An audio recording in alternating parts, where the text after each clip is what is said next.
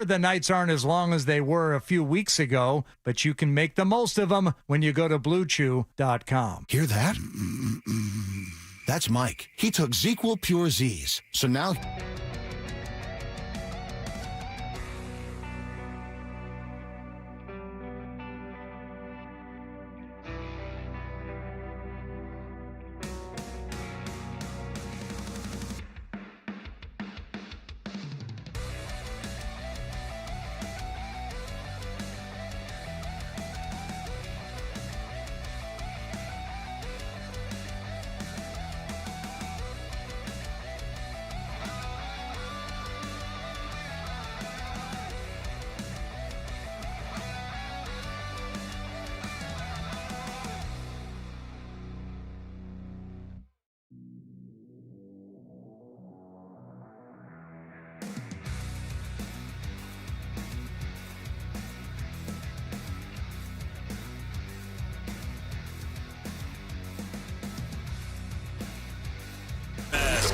Celtics are past the revolution. This is Boston's home for sports. WBC FM at HD Boston 98.5, the Sports Hub, a Beasley Media Group station. Essential Sports Hub headline presented by Celsius Energy Drinks. Patriots flew home from the West Coast yesterday after their Super Bowl loss to Seattle Sunday night. There'll be one more team meeting this morning, and then everyone will clean out their lockers and head home for the winter. In other NFL news, the Las Vegas Raiders made it official yesterday, signing Seattle offensive coordinator Clint Kubiak to be their new head coach. Also, former Patriot and current San Francisco pass rusher Keon White shot in the ankle early on Monday morning and needed surgery after a verbal altercation. No arrests have been made in the case. Celtics announced that Jason Tatum was to be involved with parts of practice with their G League team from Maine yesterday. There's still no timetable for his return. The Green plays Chicago at TD Garden tomorrow night. Red Sox pitchers and catchers will hold their first workout of the spring this morning in Fort Myers. Alex Cora's team has undergone some changes, but he's very optimistic. We got a good baseball team. We do. You got to give credit to the front office. That Saturday in Boston, it felt like the world was falling, and there's no direction and this and that, but they did an outstanding job getting Suarez here, and from there, we kept working. The position players are all due in this weekend, and Boston College won their first bean pot in a decade last night, care of a 6-2 win over BU at TD Garden. Bruins first-round draft pick James Hagans had a pair of assists in the win. He was voted the tournament MVP. Sports Hub headlines are brought to you by Valvoline Instant Oil Change. Enjoy quick and convenient vehicle maintenance this month. Visit NewEnglandOilChange.com for 15% off your drive-through oil change at Valvoline Instant Oil Change, the official oil change of busy people. I'm John Wallach on Boston's Home for Sports, 98.5 The Sports Hub. Your next update at 6:30. Boston Talk Sports. Trade break May. We all know what, but we won't say what. Yeah, worst take on these airwaves in the last 24 hours. We may not take a call today. The Sports Hub.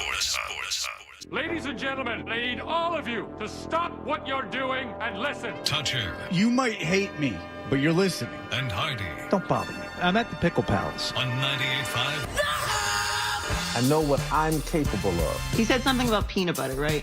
Yeah. Boning, baby. Make America nut again.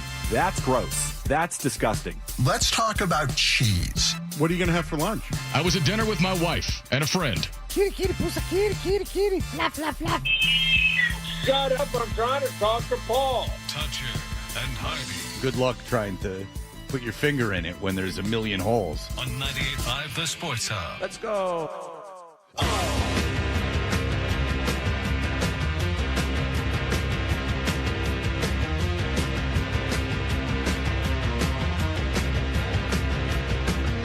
And I have their names right here. Let's just say their names. Mina, Ryan, Hannah, Dan, and Marcus. And I have their names right here. Let's just say their names. Okay. Ho! Oh. Ho! Yeah. Yeah. Oh. Ho! Oh. AEW Too much, coming maybe? to town. All Elite Wrestling. Or whatever it's called. Yeah. All right. Good morning. We are Toucher and Hardy, Town Fair Tire Studios, 617-779-0985. You can watch us on YouTube. Subscribe to 98.5 The Sports Hub on YouTube. Our podcast, if you miss anything, is available for download all over the place. It's very exciting. More snow today, they're saying. More snow. And that's great news for everyone. It's supposed to arrive while I will be at my daughter's game. And I am looking forward to that. They were removing snow today. They had the trucks out and they were taking the snow, like the big piles of snow off the road and then dumping them. And the thing is, when they have the big trucks, this is why Hardy, I would imagine, admires them so much. When they have the big trucks, they don't really care for the cars because the truck is bigger than the car. So it's kind of like an FU situation. You're not getting by. It usually takes me, let's say, 11 to 16 minutes to get here. It took me like 25 minutes today to get here because of I just sat there waiting for the truck as it moved to and fro across the road. It'd pick up snow, and it would dump it. Never room for me to get by. Why don't you switch that sumbitch into four-wheel and just go overland? I don't know if the four-wheel drive will get over a 3.5-foot bank of snow. Yeah. I think it has to be. Put it in crawl mode. I put it in crawl mode, though. I'm burning. I'm burning gas, and I can't do that. I'm burning gas, and I can't do that. Have they removed the snow from downtown yet? Because, well, I mean, a long time ago, they would just dump it in the ocean. And then they said you can't do that People anymore. got involved. Yeah, can't do that. There's, forget about all the, garbage and syringes and stuff that you're scooping up. It's the oil and it's all the other stuff. That snow is dirty. Do not dump it in the harbor. So they started trucking it out. Like west, like toward Worcester, and they would, it cost a lot of money to hire trucking companies to use bulldozers and earth movers to pile up snow into the backs of semis in the open container trucks and then ship them out there. But I think it was the snow that we got. Maybe it was long ago. Maybe it was like the one in 15. When they said, you know what, fine, just dump it in the ocean. There's nowhere to put it anymore. There was no one out west wants it, and it costs too much that you can dump it in the ocean. There was that, and there was something they called snow farms in Southie. They just, for some reason, Southie had the desirable space to put all of these, just piles and piles and piles of snow, which lasted until about June, if I remember correctly. Well, I remember in 2015, like, being in parking lots in May. And there's still being snow. Oh, yeah. Because they had piled it up, I mean, no joke, 20 feet high. So that year, there was a field probably in Newton. It was like one of the cut-through streets I would get, that I would go on every day to get from Rossie to Brighton. And there was a baseball field kind of near where Newton Commonwealth is. So one of those side streets that cut through. Yes. Anyway, it was June, and that pile of snow was still there because it was so massive. I mean, it had to have been at its height at least 50 feet tall. I mean, it was like a 5-story building of snow that they just piled up in the middle of this baseball field. And I mean, the thaw had come and gone. I mean, the winter was well over, but you could still see the remnants of that pile there. Well, one day I was going into work in 2015, we worked in Brighton, and they had a truck. And they were with like fire in it, and they were dumping snow into this like incinerator. Ooh. Yeah, oh yeah. Ooh, that's something you could watch. That's Yeah. something you linger over right That's there. something anybody would watch. That's not just me. It's the only time I've ever seen it.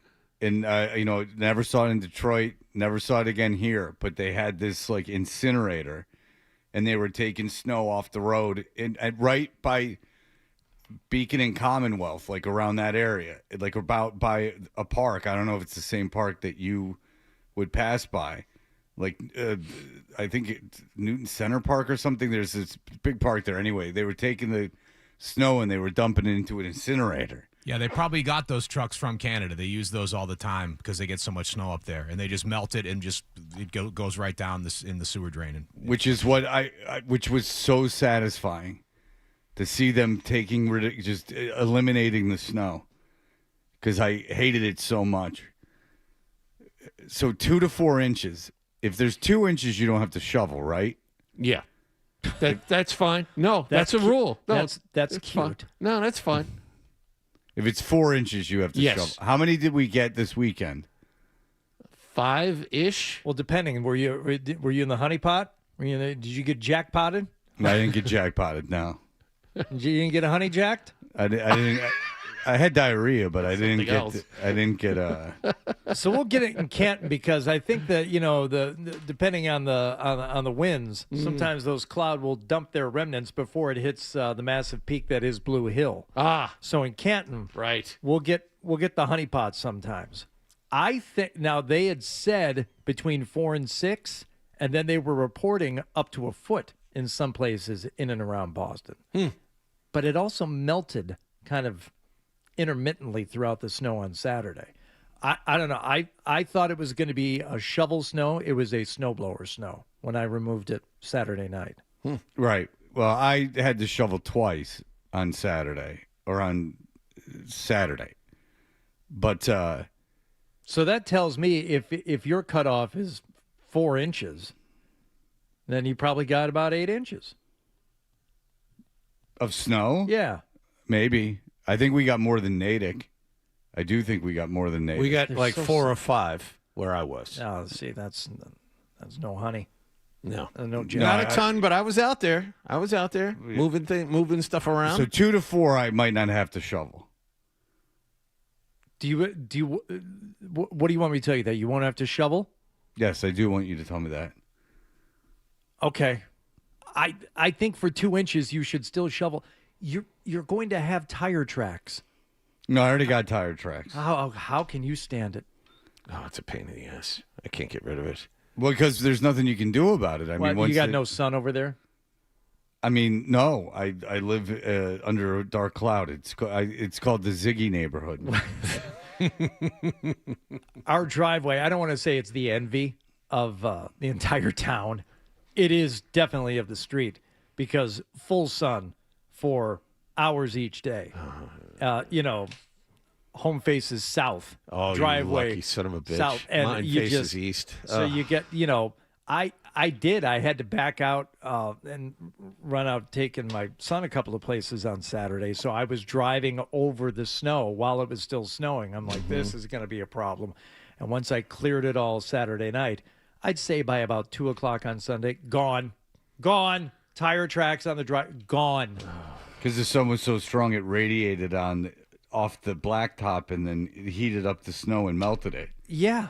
Do you put salt down? I have some Paw Safe that I'll do on the sidewalk and on the front steps for the dog. But that's it. I don't do it down the driveway. That'd be insane. Well, we're, again, very enviable, and I can't take, like a ton of credit for it. It's him doing it. He melts that snow in the driveway for me so we don't get the slick spots. Fingers crossed. Knock on wood. I like how he says he hasn't ever heard the song, Give Me All Your Thoughts on God. Because I'd really like to meet her. Hello. Ho! That's right. Someone's trying to get laid. Someone's a very sensitive people. Yeah. Someone's very sensitive. I think you should be okay not shoveling tonight, but you're parking that car outside. Well, plus my son's car. So, and I have big snow piles in my driveway because we had to put the snow somewhere, and there's not a lot of room. So I have, 2 piles of snow that there's a path that cuts through them. Now, they got progressively a little bit smaller as, we didn't get snow for a while because the sun does hit my driveway enough. But they're still there. I'd say they're about 2-foot piles in the driveway, but there was nothing I could do about it. There's nowhere really to put the snow. Well, that's where you get the coal shovel out and you start chipping away at that. Yeah, but then I don't have anywhere to put that. Get an incinerator. Yeah, but we're saving up. We haven't gotten our bonuses yet from the fall, so haul your solo stove over into the driveway, get yourself fire going. And that's just start true. Chucking blocks of snow and ice into that thing. We'll get into this later in the show, but it is funny on the Super Bowl. We have this Slack channel that we all can put articles into, and John does a good job. He puts several at one point in the day. He'll have curated this list of articles, and John yesterday was putting all these random ex-offensive linemen defending Will Campbell, and then I ignored him. Mm-hmm. And then we got into the meeting today before the show, and we were, Danny Roach was supposed to come on, but he canceled because he was gone for 10 days, and his wife went away for work. So, I mean, how could he call in? I mean, his kids are both married and have their own homes. Yeah, I believe his son's probably in his 30s. Okay. So, yeah. So, so we were talking about what we were going to do at 7:25. Because Pam's out of town. And so we said, okay, we were talking about it, and I'm like, we can talk about Will Campbell. And then Hardy's like, yeah, we can talk about Drake May and like his shoulder injury. And John goes, there's a lot of, then he insisted upon it. He's like, there's a lot of ex-linemen, Hall of Famers, that are defending Will Campbell. Yeah. And I said, the only reason you put that in there is to make yourself feel better. And he admitted it to his credit. Yeah, and it was relevant because we were talking about Will Campbell at length yesterday. But it's entirely irrelevant because what are they going to say? They're going to say, based on my experience, Will Campbell needs to be moved to guard. That's another thing they could have said. You think that a player with no knowledge of Will Campbell and that an ex-player is going to go out of his way to insult an active player? A guy that's not in the media? A guy that's not paid to do it? Right. I mean, come on, Jeff. Especially an offensive lineman. This isn't like one wide receiver looking at a younger guy and talking crap about him. Offensive linemen, they have a tendency to stick together. I see. Okay. Well, you're dismissing it, but you know I'm right. It has nothing to do with you being right or wrong. I'm telling you, all I'm telling you is Teron Armstead is a 6-time Pro Bowler. The other guy, Willie Anderson, a 3-time All-Pro. They should know something about the position. Pro Bowler. Yeah, well, Willie Anderson is a Pro Football Hall of Fame finalist, I'll have you know. Right, but you realize that, as we all know, means a lot. Yeah. You realize that there's no way they were going to say anything negative about him. That they were asked about him, or they weren't even asked. Or were they just tweeted it? Oh, yeah. Yeah, so, I mean... Clearly, Will Campbell deserves to be a left tackle. And I will not sit here and watch you insult a man. But this is funny because this is when emotion gets into it because John won't admit out loud how upset he is. And he also, I think he knows, or at least he's preparing himself for the very real possibility they don't pick up a left tackle either in the draft or in free agency. And they come around to next season. They're like, he worked on it. And it actually looks okay, like it did for much of the regular season because you're not facing all-world defenses every week. But when it comes time to play really good defenses, you get exposed like they did against Cleveland and like you did at a lot of times versus Houston and Denver. Everyone they played in the playoffs? And then Seattle, it was like, okay, well, it's a mess. Or otherwise known as good teams.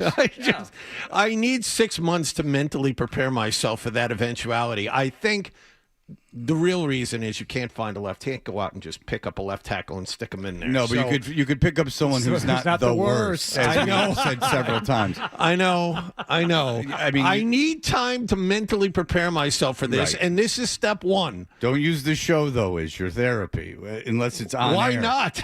This seems to be as good a place as any. Is this a new policy that we're implementing today? Unless it's entertaining on the air, I don't want to hear about it. Oh, all right. If it's entertaining on the air and you have some kind of crisis with your butt love or something, that there is then I'm all for that. But I don't want a separate issue. I don't want you cherry picking articles off the internet to fit a narrative that your guy is Still good. By the way, he didn't talk to the media after the game. No, he did not. And the there were several requests. I know the media asked at least 3 or 4 times to bring him out there, and he wouldn't come out. Yeah. Maybe today's the day. Today is breakup day in Foxborough. Maybe today's the day. You got to talk to the media. Yeah.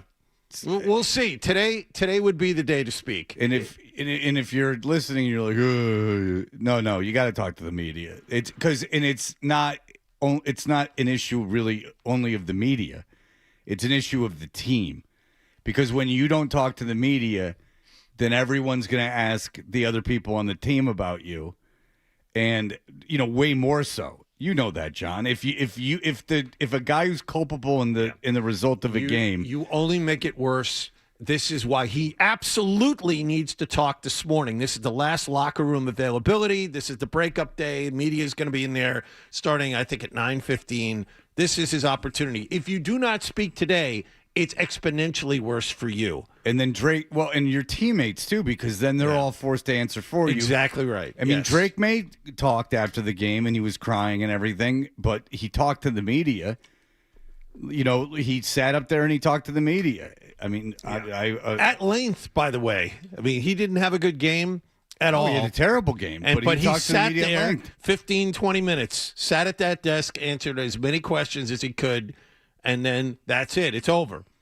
And if you talk to a lot of the great athletes under the spotlight over their time in Boston, all of them will tell you it's much easier. It sucks in the moment, but it's much easier to stand there for 15 minutes and deal with it. Well, you have to deal with it for months afterwards. And again, you're putting the onus on your teammates to answer for you, which is I mean, that is true. This is the way it works. I mean, you all are listening to Sports Talk Radio right now. I mean, you care about what these guys do. It's 100 and some odd, 150 million, 140 million people watch the game. People are interested. It's part of the deal that you got to talk to the media, and when you don't, it's not good. So I didn't want to get into it yesterday because there was enough to talk about, but there's that's not a good, that you have to admit that's not the greatest sign that the kid can't handle it. No, he was now by all indications he was just super emotional. It wasn't that f those guys. But at the same time. You get a cooling off period. You need to collect yourself and head out there. You had a bad game. You had a historically bad game, but at the same time, you're the left tackle. The spotlight is on you regardless. So you got to go out there. Yeah. You gotta answer questions about your game, even as bad as it was. Oh, sure. I mean, and by the way, if you answer the questions correctly or you show some humility, everyone will raise you up. You'll become not a sympathetic figure, but more people will be on your side if you do this. So this is where Will Campbell is. All right. We will be back in just a moment to take you through everything that happened last evening.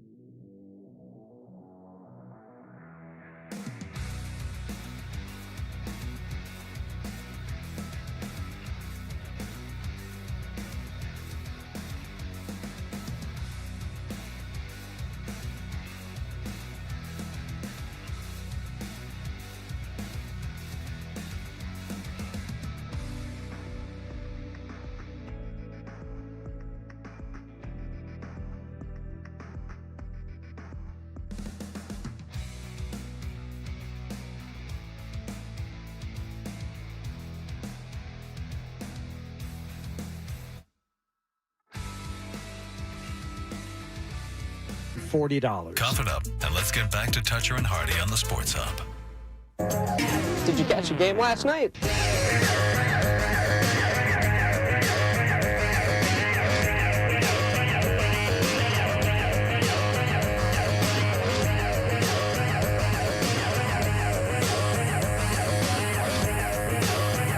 Hey, we are Toucher and Hardy, and just to extend the conversation I was having off air with Hardy, I was telling you the only time that I've ever made enough money to like real money gambling, which I've probably turned around and lost, was betting Michigan State basketball last year. Anytime they were down, I'd bet the money line. It seems like they're a little hipper to it this year because the odds aren't as great when they're down in games now. But did you hear what the kid from Iowa that's on the Celtics said about the rims at Michigan State? Who's the Garza.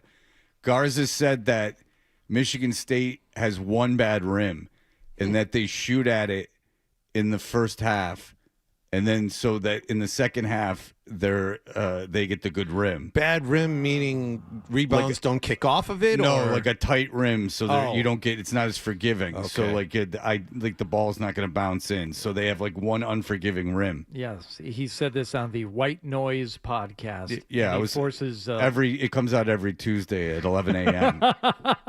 Do you get an alert? Yes, it's one of the several white supremacist podcasts that I listen to, the White Noise podcast. Right. Yes. That's just white guys making some noise about everything that's wrong.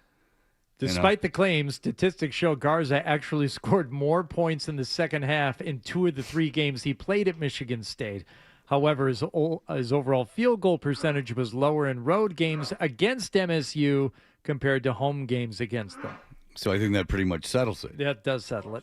Fred, also going back to something we said earlier about using this show as therapy, just a chance for you to work out something quickly, as I saw last night on my algorithm, one Adrian Barbeau pop up. And I wondered, did this cause you any conflict as a youth? Because very voluptuous, but also could be described as homely or mannish in certain features. Yeah, I never, I know what you're talking about, and I would only know her from Back to School, where in the very beginning I believe she's Rodney Dangerfield's bitchy wife, which makes him go back to school. You're impossible, and you're easy. Yeah. Yeah. So, Sing. No, I never even knew that she had big cans until like, Cannonball Run? Cannonball Run. I was too young. Like Cannonball Run, I didn't know But how to you're manipulate. aware that it exists. I am, strangely enough. I am aware that Cannonball Run exists, and I understand the premise of it. I managed to piece that together, in the years following. When people mentioned it, I would do a slight investigation, or I don't know, listen to what they were saying. Well, you have to experience it in real time. It's like Dune. You can't go back and have someone describe it to you afterward. The plot is too complex. Well, that's what my problem with school is that there's all this talk about things that have already happened, including like these math formulas and things. Like, well, what am I supposed to know? They figured that out. Pythagorean theorem. This thing's 300 years old. Yeah. I don't know anything about this. If what Hardy's referencing is oftentimes now we'll get people on the show, and it's something that I think is actually pretty bad, just because it shows like just a lack of curiosity and sort of a lack of intelligence. It's like when someone says, well, that happened before I was alive, like something like that gets referenced a lot. That to me is infuriating, because it's like, yeah, but it's still information. Like it's still like nothing. Like, so if you weren't alive, like nothing. That's a good way. That's a good way for society to operate, is to take no lessons from the past and just the lack of curiosity. Like, I'm listening to the Joe Perry book. It's okay. But like Joe Perry talks about how he would get, and Joe Perry's no scientist. Let's be honest. Joe Perry's not, an intellectual, But Joe Perry would get he's no college education. I think he dropped out of high school. Like he's not one of these woke nut jobs with their educations. But he would get these rock albums when he was a kid, Rolling Stones, Beatles, and he would see that, Lennon McCartney or Jagger Richards didn't write the songs. He would say, who wrote these songs? And he would see, and then he would go, oh, this is an old blues guy. And then he would go out and investigate who the original source material was from.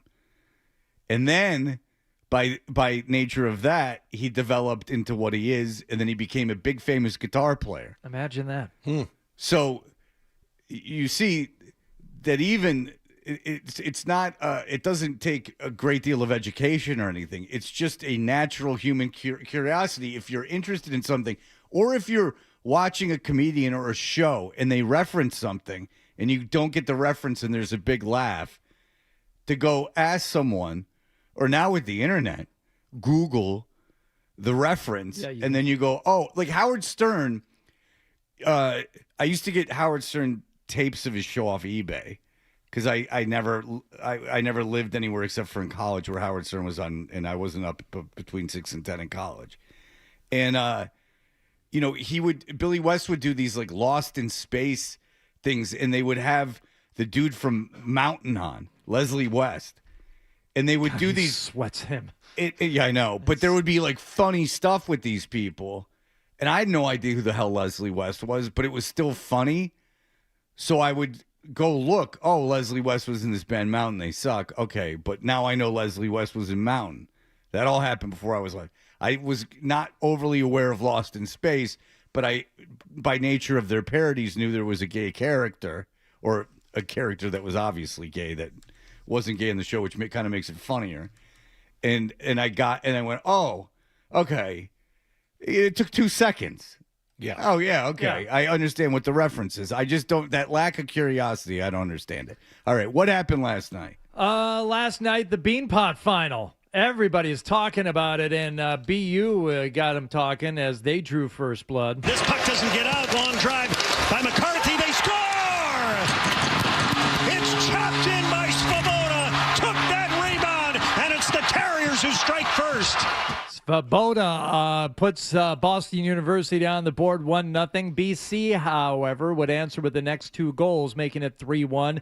Nothing more dangerous in hockey than a 2-goal lead, so why not make it 3? Gustafson left to the net. They score! Andre Gassol's got 2 on the power play. 4-1 Boston College. Starting to run away with it. BU would answer, though, making it a 4-2 game. Uh-oh, another 2-goal lead. BC, you better fix that. Puck turned over. Stiga shoots. Letourneau. He scores! Oh, Bruins fans could get used to seeing that. Dean Letourneau tucks one in. It is 5-2 BC. He tucked it back and Dean said, Letourneau. Would you F me? I would F me. I'd F me so hard. They would have the empty netter as Boston College takes the Beanpot title, 6-2 the final. James Hagens, 2 more assists, voted Beanpot MVP. Andre Gasso, 2 goals, former 7th-round pick of the Bruins. Lots to like if you're a Bruins fan. Whatever, good for BC. They win the Beanpot. But Boston College, Hagens and that kid Letourneau, both should be on the team next year. Both of them. They're only sophomores. Young kids. Hagens kills penalties. He's on the power play. He's dynamite even strength. That kid is as advertised, based on what I saw. And Letourneau, even though he had 1 goal and the one that Hardy played, didn't have any assists, but just it was on in the background. He's the big kid? He's the big kid. Okay. He's the big kid. 6'4", 6'5", 215, 220. Big guy. Parks himself in front of the net. He's one of those kids that does the little things. Like he set up one of the goals by beating a kid up the ice and nullifying icing. And that gave BC the puck in the BU zone and they scored. He does a lot of those little things. Bruins fans are going to love both of those kids. If any of that translates to the pro level, and it doesn't always, but based on what I saw over these last 2 weeks, wise decision by Don Sweeney, getting both of these kids. And good for the Letourneau kid for turning it around, because he was not very good last season. And the people that know what they're talking about said, be patient. He's huge. It's very difficult to, get your body to catch up, which makes sense. When you're that big, you're not going to be overly smooth. It takes a while to develop into your body. So I understood that. So that's good news. Apparently, Letourneau and Hagen share the team lead for goals. And BC is top 10 team in the nation. I mean, I believe they were 13th going into that something game. like that. But that's why I was watching it. I wanted to see if these kids could do it, and it seems like they can.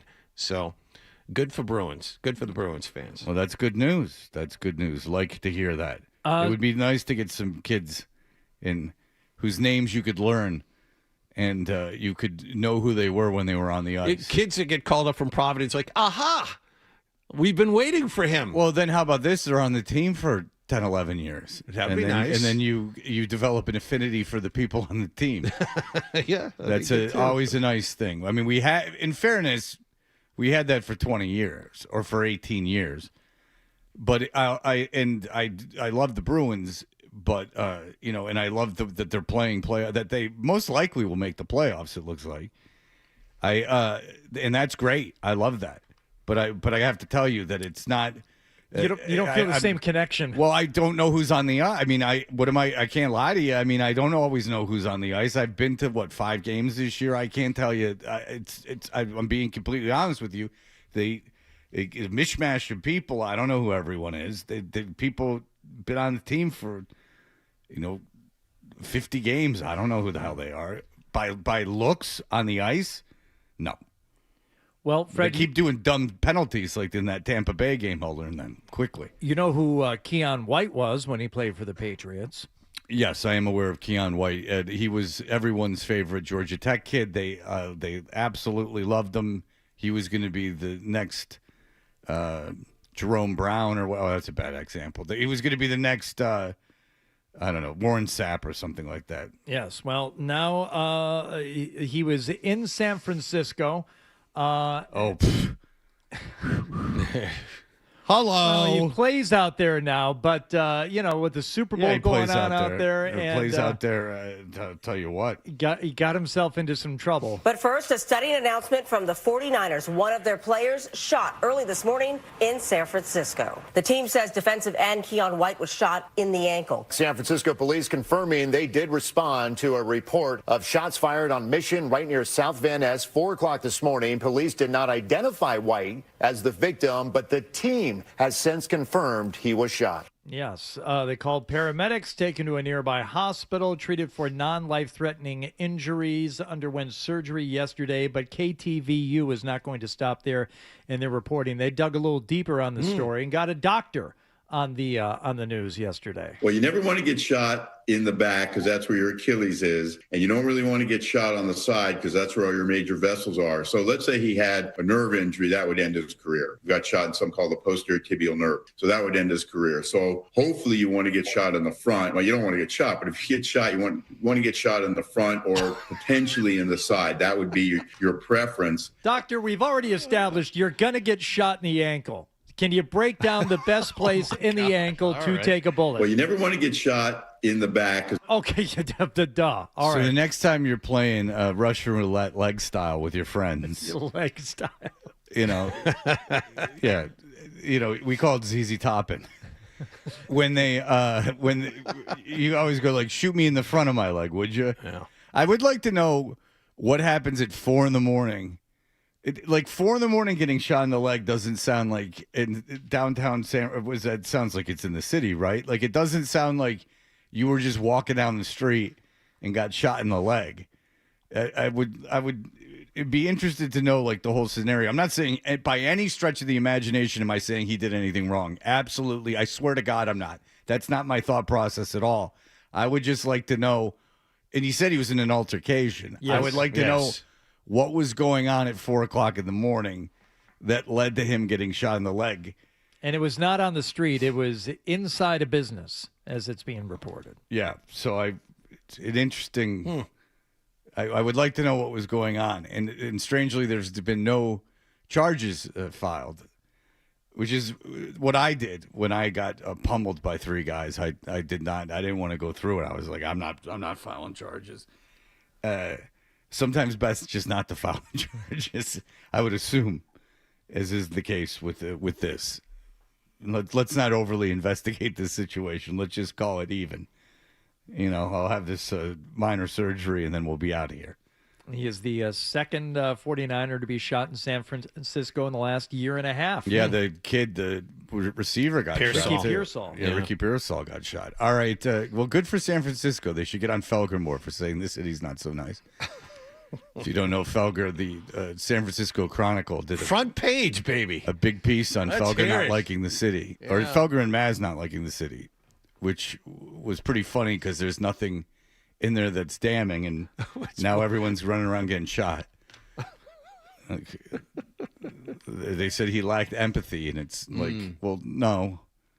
He didn't say that. In fact, there have been politicians that have said, or people on Fox News that said they should euthanize the homeless. So that's not what Felger said. He just said they were around. He was just reporting what was going on. So telling you to keep your head on a swivel and seek higher ground, which is funny. I mean, it was actually funny. So if I'm Felger, I'm glad they wrote the article because what he said was pretty funny. All right, as long as it's funny, get it out there. All right, we'll be back in just a moment. Sports Hub headlines presented by Celsius.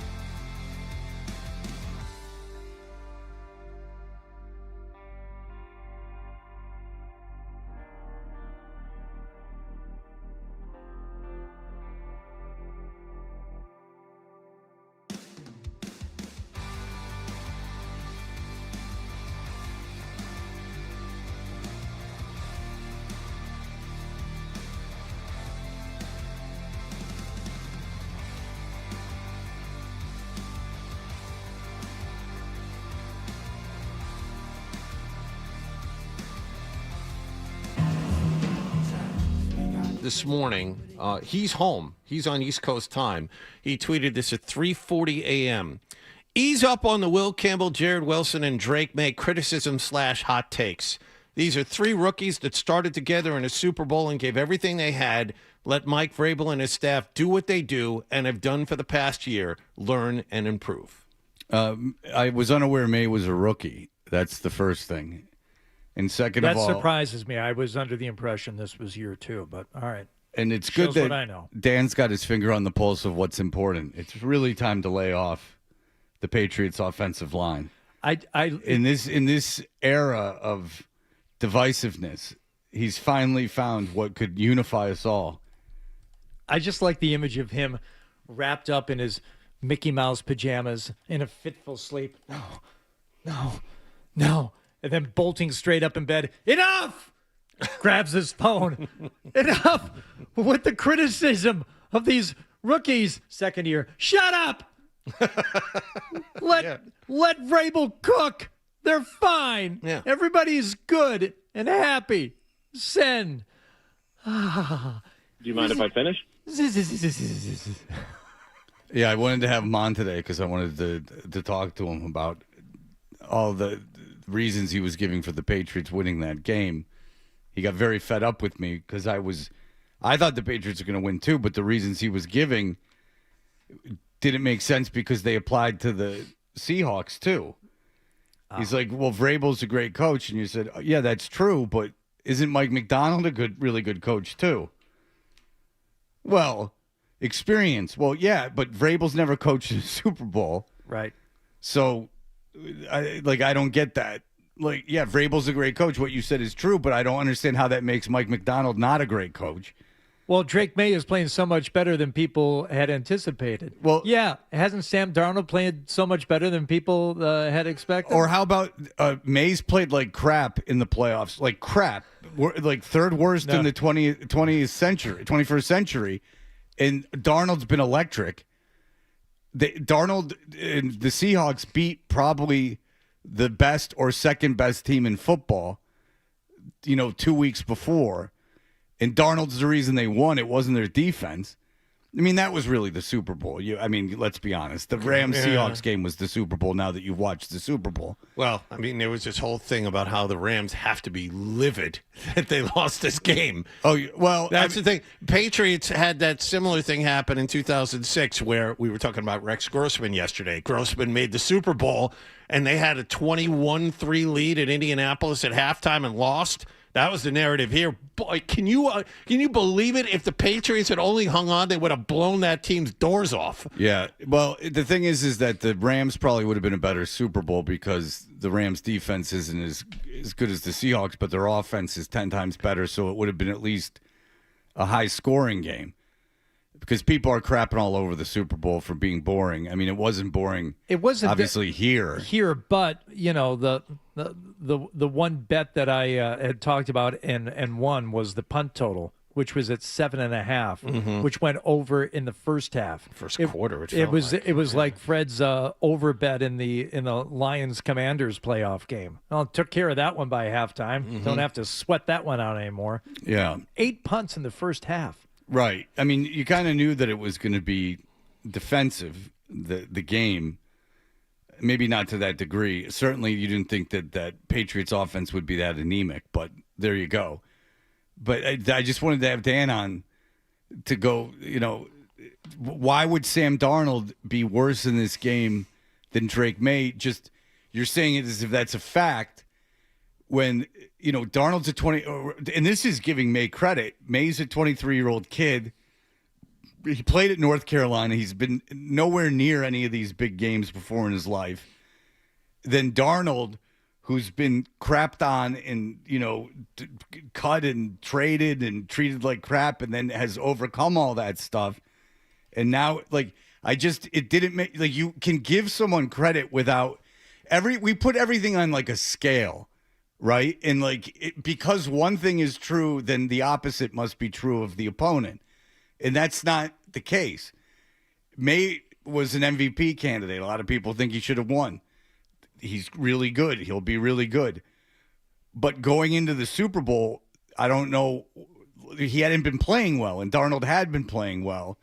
So it's at least a push at that point. And by the way, Darnold didn't play bad in that game. People keep saying that Darnold played bad in the Super Bowl. He didn't play bad. I heard a lot of that on Felger and Maz yesterday. I didn't think he stunk. I did not think he was bad. I don't think he did much in terms of helping them win the game. He's not in the same conversation as the defense. He's not in the same conversation as Kenneth Walker. But he stepped out of sacks. He made the right decisions. There was one pass right at the beginning. And we brought this up yesterday. The Marcus Jones, that should have been a pick six. Yes. Right. And it wasn't, and I think that helped him a lot. Oh, of course it helped him a lot. But I think also as the game went on, he was being ultra conservative. Like when he was missing guys on the sideline, like wildly missing them, like out of bounds, I have to imagine some of that was by design. Like he's like, I just don't even want to put the ball in danger. But then they did on third down in field goal range. You'll recall that he threw a ball to the sidelines in a kind of dangerous pass. Collinsworth was saying that could have been, it wasn't close to being intercepted, but had it been intercepted, that would have been a pick six. And then had it been intercepted, Collinsworth and a lot of us would not have been surprised. Right. The angle that he took, and it was the way the play was pass. developing. It was not where he put it and not how he threw it, but by scheme, the decision, and by the nature of the route as it was run. Right. That was a gutsy call is what it was. No. But I think that at a certain point, Darnold was like, "I'm not turning the ball over." And he didn't. And, I think it's unfair to go, Darnold played like crap. Darnold did, it never got like crazy. It never got super tight. He didn't get in the way. Exactly. He didn't get in the way. And ask Milton Williams how bad he played. Milton Williams had him dead to rights a few times, and he stepped out of that. 3 or 4 times the Patriots had sacks that he got away from. Yeah, so ask Milton Williams how bad he didn't get in the way. That's what you say about it. Zach, what's going on, Zachary? Pretty, baby. Hello, You were still right about Stam all these years. Just put him in the right system, and he does well. What a leader. Nice job. For Hardy, congrats on a Michigan steal him, getting MVP. Kenny Walker was phenomenal. Reminds me a little bit of Barry Sanders, Evan Smith, and some of those runs. And Wallach, shame. You guys got to know your enemies out here. You got to watch the whole league. You got to watch the NFC West. It's the blue, black, and blue division. Those guys kick each other in the crotches every week. And then you're watching the powder puff division out here in the East. It's ridiculous. No. That's right, John. You don't watch enough Seahawks football. That's on me. For a guy who loves Seattle as much as you do. Yeah, guys. His mother couldn't move far enough away. Yeah. She said as soon as Johnny was out at the coop, as soon as he left the nest, she's like, I'm skedaddling Pacific Northwest, baby. I graduated in June. Far away. I graduated in June. She was gone. Expensive flight. In September. I actually think wasn't right after. It was 3 months. I actually I think was at dinner with my wife. What? See you never. I actually think that's awesome that your mom did that. In all seriousness, I think it's just awesome. She's like, I'm going to Seattle. I like it. I'm starting over. Yeah, she went there before Microsoft took it over. I mean, she knew. I'll give her all the credit in the world. I think that I think it's great. All right, we'll be back in just a moment. You're listening to Toucher and Hardy on the Sports Hub. Fred Toucher.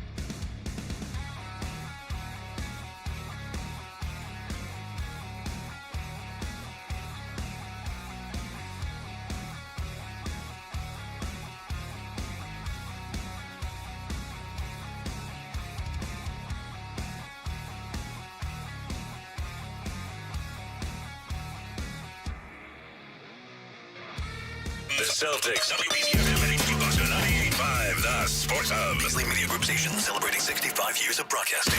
Essential Sports Hub headline. Presented by Celsius Energy Drinks. Patriots are back home after flying back from the West Coast yesterday. The team will have one final meeting today and then clean out their lockers after a tough loss to Seattle in Super Bowl 60 on Sunday night. Former Patriots pass rusher Keon White shot in the ankle out in San Francisco early Monday morning. White plays for the 49ers now. He was taken to the hospital for surgery. The shooting apparently happened after a verbal altercation. No arrests have been made. Celtics off until tomorrow night when they play Chicago at TD Garden. Some interesting news yesterday. Jason Tatum took another step forward in his rehab. He participated in parts of practice with the Maine Celtics in Brighton.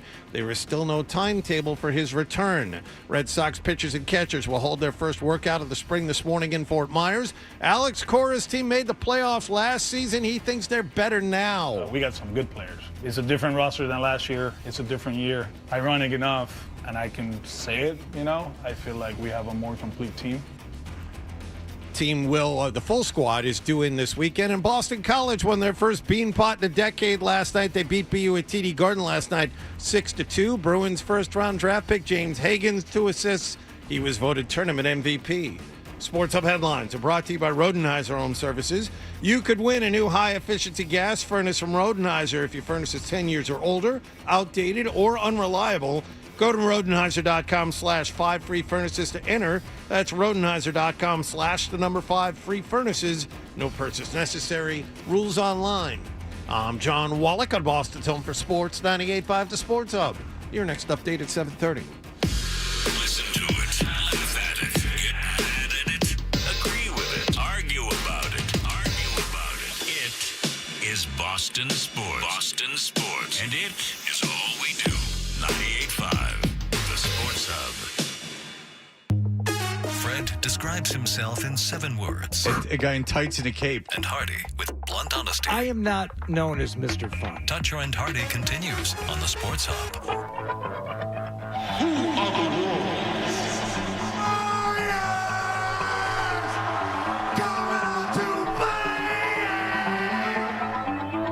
I only got one question. Who named you leader? And hello again, everyone, and welcome to Santa Clara, California, and to Super Bowl 60 between the AFC champion New England Patriots and the NFC champion Seattle Seahawks. How can this be a big meeting if the orphans wasn't there? Takes the shotgun snap on 2nd down and 7. Steps up, he's pressured, and Drake May is grabbed. Mills took down May as he was being blocked with a fistful of shirt collar straight up the middle. It's a man. He eats nails for breakfast. Yeah, his ass gonna be ringing for a month. Drake's looking to the right as he's being chased and brought down from behind. A sack for Seattle. He didn't see him. Drake should blow doors on that one. That's Campbell getting beat backside. These guys are warriors. Yeah, they deserve it. May drops back, the blitz coming. He's drawn, and the ball's knocked loose. Picked up by Eamon Roll. Runs it right to the 20. 15 dead. He's chased by Morgan Moses, who won't catch it. It's a scoop and score. Stay right on their ass. Takes the shotgun snap. He stands in. He's pressured. It'll be another sack for Seattle. Murphy's going to drag him down from behind. Slams May to the turf at the 34-yard line. Sack number 6. And you count, suckers! Sack number 6. May flips it to the right flat, turns and runs across the 45, tackled across the 30, and that'll be the final play of Super Bowl 60. Latest sports news off the Street Boppers. The Seattle Seahawks celebrate a 29-13 victory over the Patriots here in Santa Clara. They blew it. I guess the only thing we can do is... No, he said he could do it at this instant. I could do it at this very instant. All you have to do is ask, and sometimes you don't even have to. Yeah, sometimes he just gets pulled up. I actually forgot We're going to lose Fred for about 15 minutes Yeah, here. you want some low-quality one-channel audio? Freddie T's got you covered. Yeah, baby. All right, so there you go. We are Toucher and Hardy. You can watch us on YouTube. Subscribe to 98.5 The Sports Hub on YouTube. The Warriors thing. Now, if to recall, after the AFC Championship game, the Sunday before the Super Bowl, the Patriots held a big rally at Gillette Stadium, which is a nice thing. And it was very cold, and the fans went out there. And you'll recall they had a Hellman's mayonnaise commercial that they played. Do you have the Sarge thing with him introducing the Hellman's mayonnaise commercial? So you went out there, and the various coaches came out and players and that stuff. And Sarge was the big host of it. And then you sat there in the cold, and they presented you with a Hellman's mayonnaise commercial. Thanks to our friends over at Hellman's. That's a lot right. of people are also excited for the commercials. That's right. What do you think of it, crowd, huh? Yeah, here's the whole thing. Super Bowl season comes around. Everyone's excited for the football, but a lot of people are also excited for the commercials in between the action. Well, for joining us here today, you get a sneak peek at a Super Bowl commercial that will be airing next Sunday. Thanks to our friends over at Hellman's. What do you think of it, crowd, huh? I still don't know the commercial they're talking about, but whatever. They were selling you that they were telling you how lucky you were to be able to watch a commercial. But nonetheless, look, it's a rally for the fans. You know, the players are going to go up there. There's a crowd. You're all excited. But this did happen. Gonna bring up Coach Mike Vrabel now. Greatest linebacker, head coach.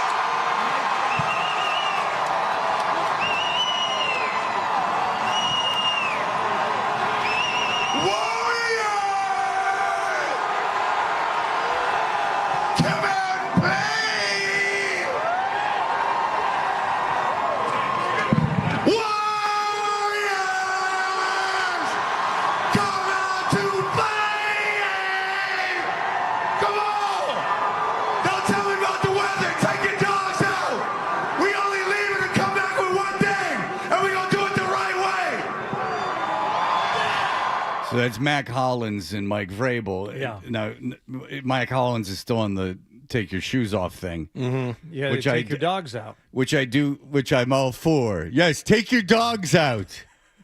Take them out. Open-toed shoes year-round. Yes, Mac, yes. Thank you. Wicca Feet does, as always, appreciates the support. Wicca Feet, put your pictures up. But you look back on that, and at the time, I did not like that they did that. I did not like that Vrabel did that. Mac Hollins can do whatever the hell he wants.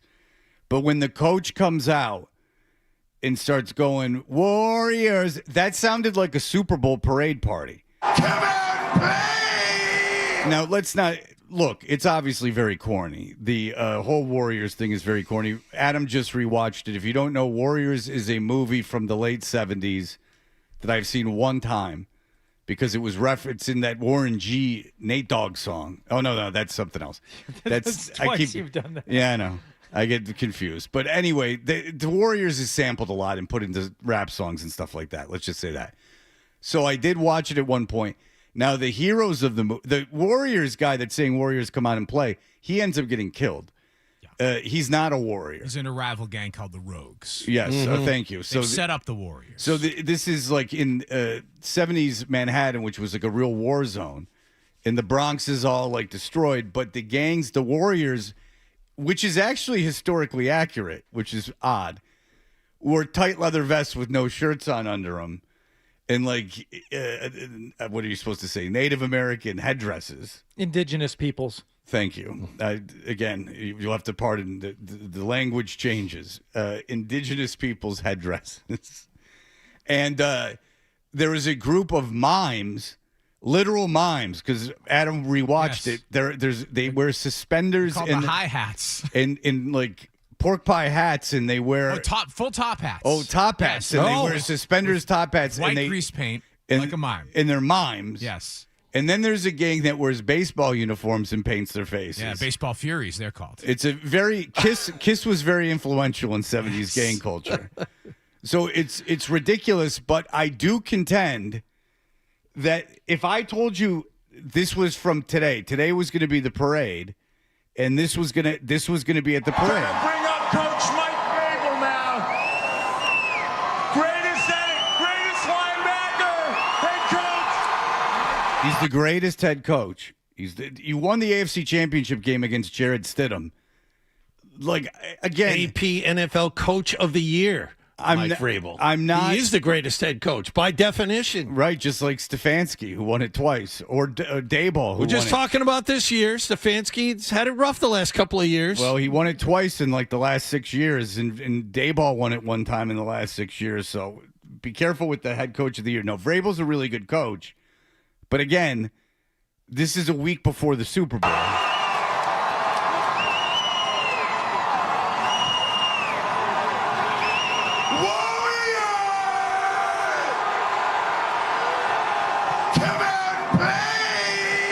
I really, truly believe that if you're the head coach of the team, you shouldn't be doing that. You can do it, first of all, it's corny. But second of all, you can do it after you win the Super Bowl. You can do whatever you want. You can get on stage and start swearing and dancing around. You can be drunk publicly. You can do whatever you want. I mean, the leash on you is so long publicly. You can walk around with your shirt off and, go in and out of bars. You can do whatever the hell you want. Exactly, until Patrice Bergeron tells you it's time to go back to Nova Scotia for the summer. Yeah. Or if, in the case of the Red Sox, you're no longer on the team anymore. I mean, Marchand was told to go back to Medicine Hat. That will never not be funny. That was fantastic. Yeah. Maybe you should stop cruising around North Station with the windows down on your car. Well, the Bruins are a cautionary tale of celebrating the championship for too long. Black and yellow, black and yellow. No, they brought the Stanley Cup to a Patriots home game in September. They brought it. They won. Dude, they brought it to a Red Sox game in the fall too. Like the station, this next season had already started. I know, and they were parading that cup around like there's nobody's business. They like really leaned in. They celebrated way too much. And They I think brought it to one of their own games. Showed up drunk to play the Maple Leafs one night. Yeah, they enjoyed that cup victory. Believe me. But this was not even. I bet you that Vrabel would never do that again. And I know it's not why they lost the Super Bowl. I'm not an idiot. I'm at least not that big an idiot. I understand that that's not why they lost the Super Bowl, but I am telling you that it seemed very odd. And if you're a Patriot fan and you're saying, no, it didn't. All right, what if you heard Seattle and Seattle had a rally and you're like, who cares? And then Mike McDonald went up there and started screaming out catchphrases and doing all this stuff. Did they have a rally? Seattle must have. I'm wondering what they sounded like. We don't know. I'm not positive Seattle had a rally. Apparently, Mike McDonald, I mean, you watched the Super Bowl like I did. Apparently, he apologized to the team because he wasn't good enough with the media and he didn't like talking. Yeah. I mean, the guy never played college football. He never played professional football, obviously. He was in finance and, started interning for a football team. But I wonder how, if they had a rally, and I don't know if they did, but if they did, I wonder what the Seahawks sounded like before they came to San I can guarantee you, Mike, I would bet you, give you 100,000 to 1 odds that Mike McDaniel didn't go up there and start chanting catchphrases and like playing up the crowd. I would assume that he would go up there and go like, oh yeah, thanks you guys for coming out. We're going to go out to San Francisco and we're going to try to bring this title back home to you. Like, I get it. But I don't think he would have gone up there and gone like, hello, 12s, we're the best.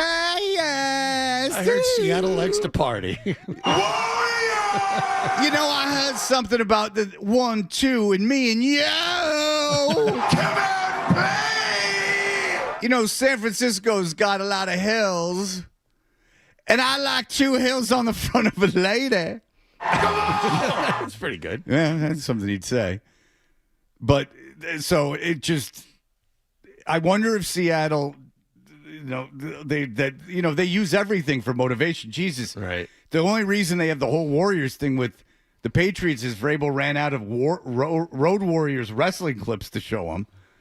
So he just had Googled or AI'd Warriors and this movie came up. I'm sure there's bottles around here. Yeah, you can do that. You can do it anytime. Yeah. I'm sure there's going to be a lot of empty bottles. The next thing I could think of was that movie clip, and that's what we went with. Yeah, so it really wasn't a well-thought-out thing. And whatever you do in the locker room, that's great. I don't know if you go into the AFC, after the AFC Championship game a week before you play in the Super Bowl and start celebrating. That sounded like that was a celebration. It didn't sound like a celebration. That was a celebration. You're a warrior. Thank you, Nick. And Belichick is a piece of garbage, but Belichick was very successful. He's no Hall of Famer, but he was very successful. And I don't think Belichick would have thrown a huge rally where he started, screaming catchphrases at the crowd and acting like they had won something. No, he saved his catchphrases for after the victories and chanted "No days off," which really got the crowd, everyone who had assembled down there who took the day off. Yeah. To go to the fan rally. Let's raise sin taxes.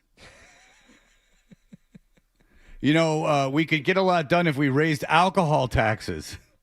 You might as well have just said that. 50-hour work week. 50-hour work week.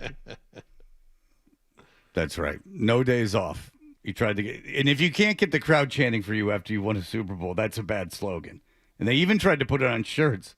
No days off. Yeah, strangely, people didn't want them. Didn't take off. No, I like days off.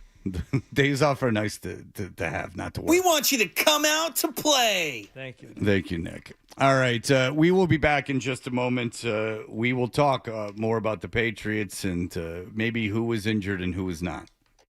Can you dig it? Can you dig it? Can you?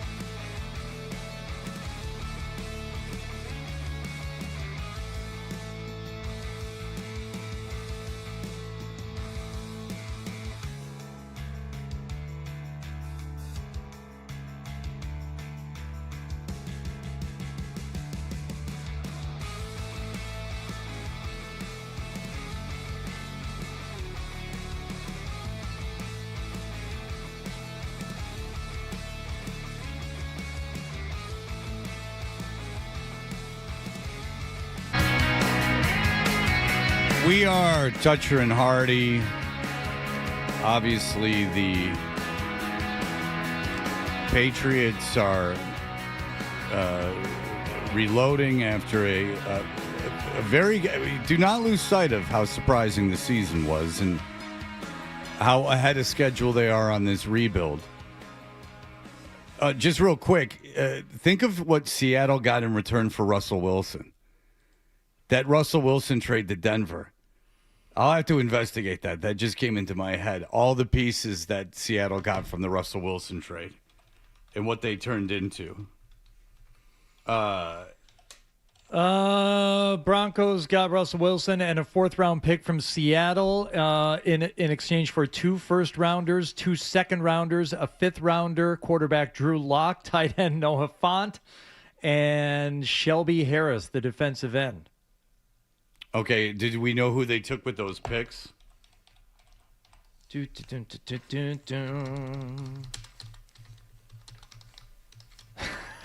Everyone typing at once. Yes, indeed. Because they trade that quarterback because, Seattle got Sam Darnold, who was a veteran quarterback, and they end up winning the Super Bowl. But the way that they got their talent was trading away the franchise quarterback.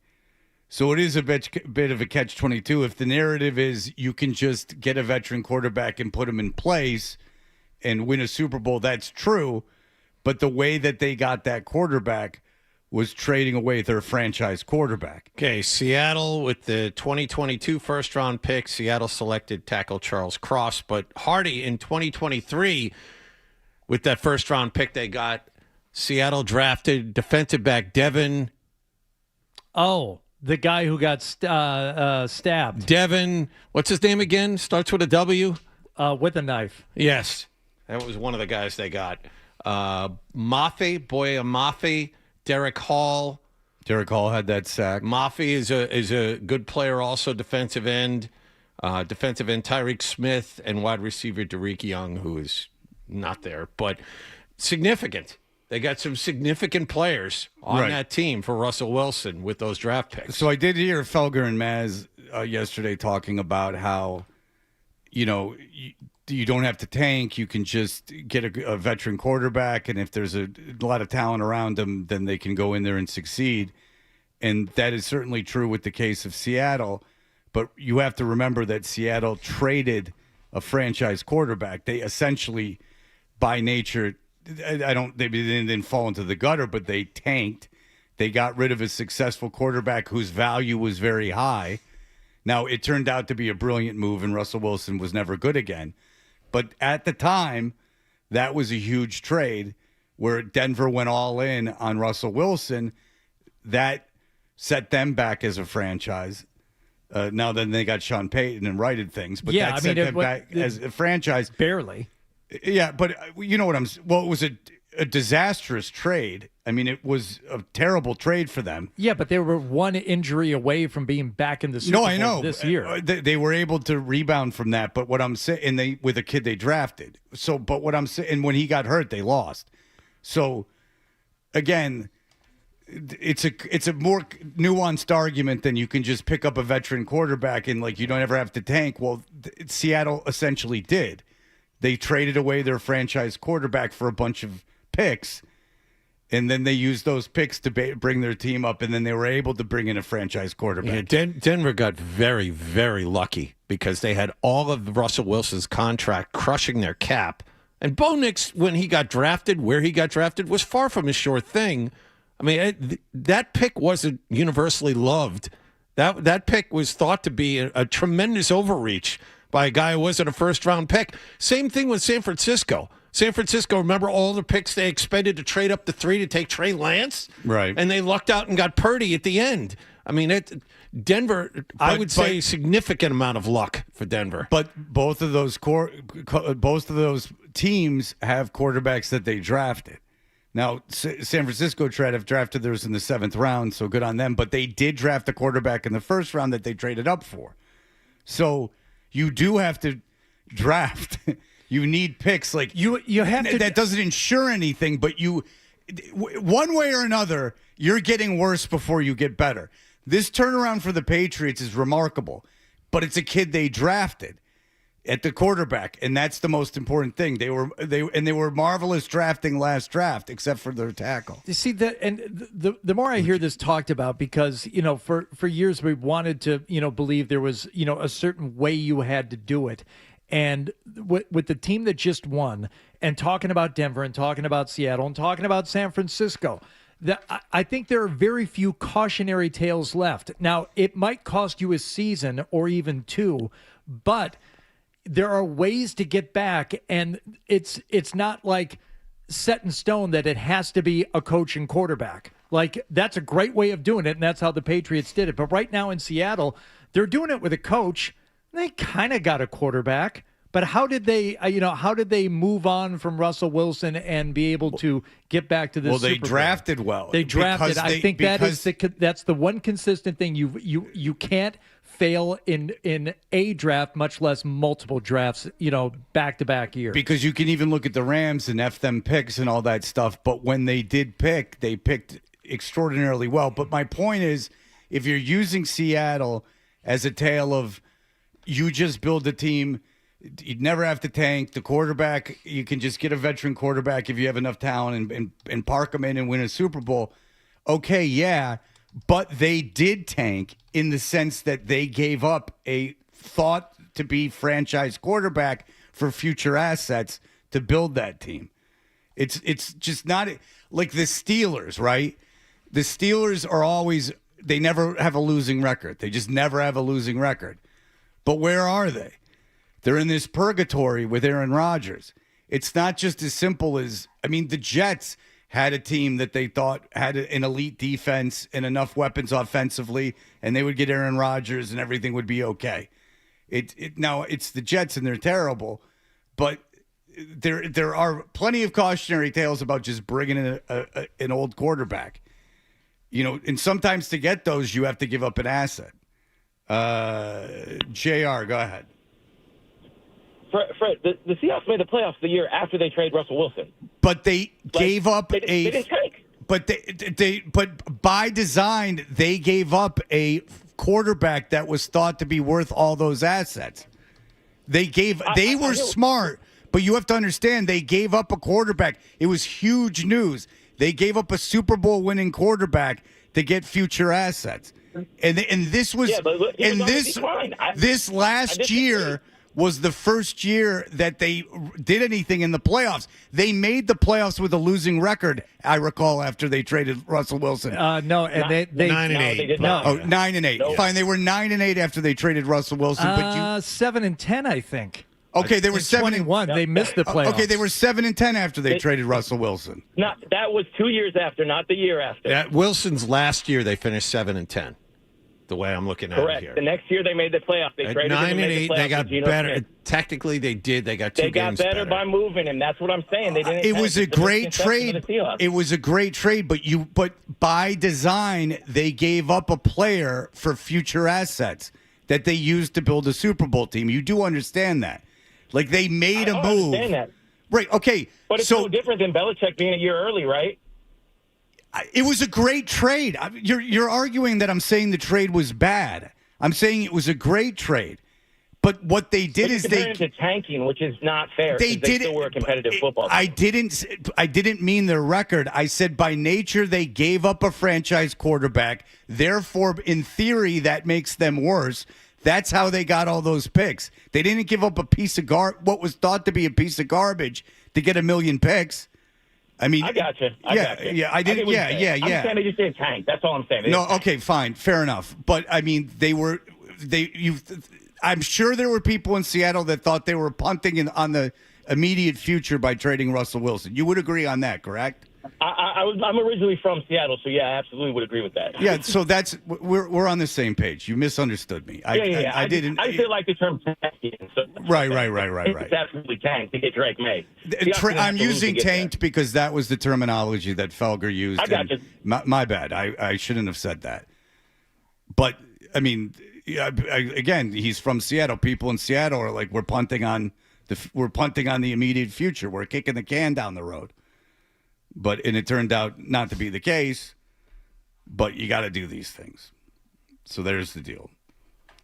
Yeah, the draft is the one thing that remains consistent. You can't no matter how you want to go about it, even if you have the coach and the quarterback, if you've drafted poorly at all the other positions, they're not going to be able to move the needle for you.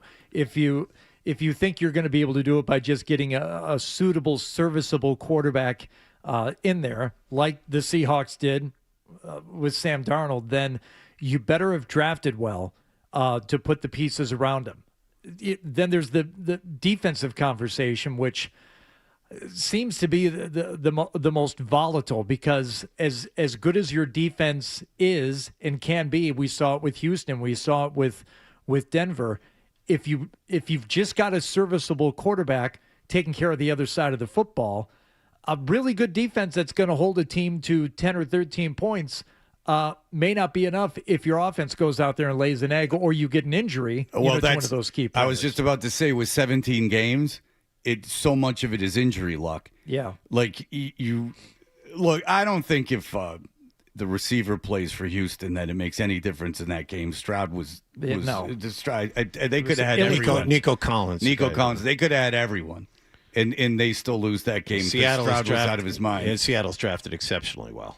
Well, yeah, of course. You have to draft well. And it's really not even that controversial a point. I'm saying, I just thought it was an interesting twist to that argument, is that they gave up on a quarterback in order to get the picks. And of course, but how do you draft well? You have a much greater opportunity of drafting well the more draft picks you have, correct? Yeah, and that just is a fact. If I have more of something, and I'm throwing it all against the wall, something's going to stick the more I have. Or at the very least, if you have more, you can package them up and move up and get the guy that you're more certain is going to make an impact. Sure, certainly. As is the case with Patrick Mahomes. When Kansas City got him, they packaged up and they went and got him. Brian, go ahead. And they did not tank. I realized that. They were a playoff team with Alex Smith. Brian, go ahead. So, all right, I think NFL, it goes in cycles. And so right now, I feel like the left tackle and offensive line play is way down from 20, 10, even 30 years ago. There were big names at left tackle. And so I just think the last 2 years you've seen really good D-lines set the tone in the Super Bowl and dominate. And I just think that's almost the key these days, is getting a really good D-line to take advantage of this down play and left tackle and offensive line. Yeah, because 2 years ago you had that incredible Philadelphia defensive line. Yeah. You had the great tackle in Kansas City. And then you had two really good defensive lines in this Super Bowl. That's fair enough. Yes, they say that the defensive linemen are far more advanced than the offensive linemen right now. Peter, go ahead. If I just want to add to your earlier argument with the Russell Wilson trade, not only did they get rid of their top-tier quarterback, they got rid of their top-tier wide receiver in DK Metcalf as well. That's right. So they didn't just empty that out. They emptied out a few top pieces from their cupboard. The other part is, if you look at if you're DK Metcalf, by the way, you have to be pretty satisfied. Right. That you're out there hitting fans in Detroit. If you look at that 23 draft, the trade for Devin, what's his name again? Devin... With a knife. Right. And they got him. With a spoon. Oh! See, I can do it too. Devin and Jackson Smith and Jigba were part of the same draft. They got them both in the first round, and they got Charbonnet in the second round. I mean, that's pretty good for one draft. So they got where did they get the extra first round pick? The extra first round pick, the Witherspoon pick was 5th overall, and that was from 2023. And from what trade? That Russell Wilson trade. Yeah. So there you go. That was. I don't think it's. I like that the guy called in about the tanking. That wasn't really my point. My point is that, there was this argument that you can just go acquire a bunch of talent and then go get a quarterback and put him on the team. But I did think it was interesting that Seattle traded away a quarterback to get the assets to build this team. That's the point I'm trying to make. It's a complicated web. It's not just as simple as 1 + 1 = 2. Because that's not a fact. Because if I take one lump of clay and another lump of clay and I put them together, what do you got? How many lumps of clay do I have? 1. So that in that case, 1 + 1 = 1. Wow, that's deep. That's very deep. for this early in the morning. Stop talking. Just let it sit. Okay. Just let it sit, baby. I got it. I blew your mind, didn't I? I'm not allowed to talk here. Tim, go ahead. Hey, I just wanted to bring up that we're forgetting that they traded away their star quarterback and their star receiver, DK Metcalf, and got Eamon Morey, who's a big factor for that team also. Right. Yeah. Second round pick. Yeah. So there you go. This year, second round pick. Yeah. Yeah, and he's like, I guess. And by the way, good on the NBC crew for saying that he was out limping around in the pregame. Did you hear that? No, I did not hear that. Yeah, Rodney Harrison was like, I saw him, and just so you know, he was out here limping around. He was limping around. He said it right before the game. He said it about 15 minutes before kickoff. Man. They all were making their picks, and whatever. Who cares who they pick? Harrison picked the Patriots. Obviously, he's a fan of the Patriots. But yeah, he's out there limping around. I'm just letting you know. Yeah, he was real slow. That defense was all banged up. But apparently, if they lose that kid, the whole thing falls apart. So it's a good thing they acquired that pick. All right, we'll be back in just a moment. Sports Hub headlines presented by.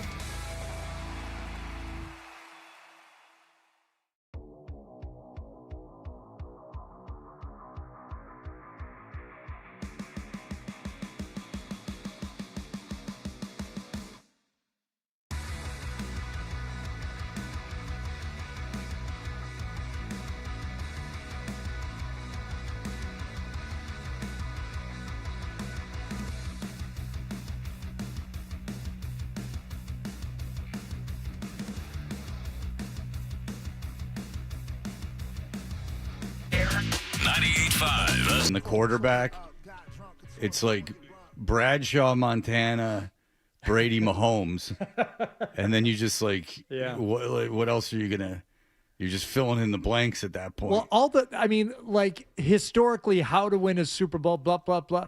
The argument is fundamentally flawed when you factor in, there's only a handful of teams that have won them over the past how many ever decades. Does Aikman count?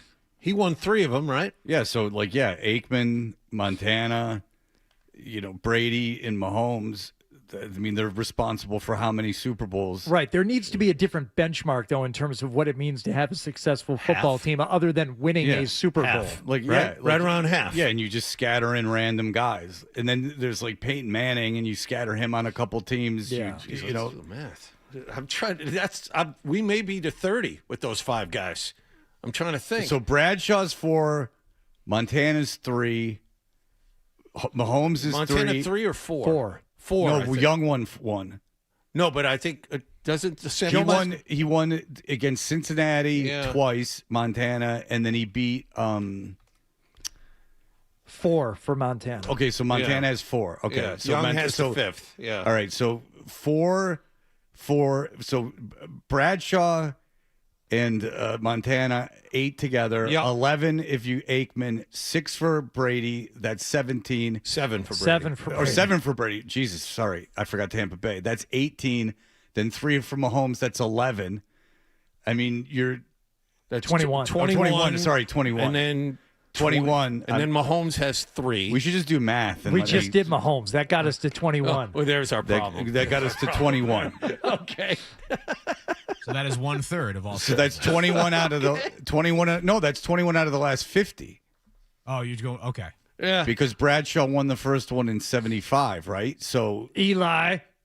Stop it. What? It's only 2. Well, there's a couple big ones. It's only 2. A couple big ones in there, Johnny. I also noticed you didn't make the Hall of Fame again. Well, there was a big argument I had on the cruise with somebody. Oh, really? Yeah.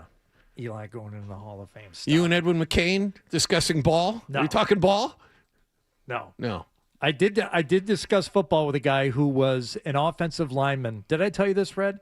No. The offensive lineman at Northwestern, like in the 70s. And somebody else from the team, another football player from Northwestern, left one summer because Queen had come to town and they needed somebody to work security. The guy's like, I'll go do that. That sounds like fun.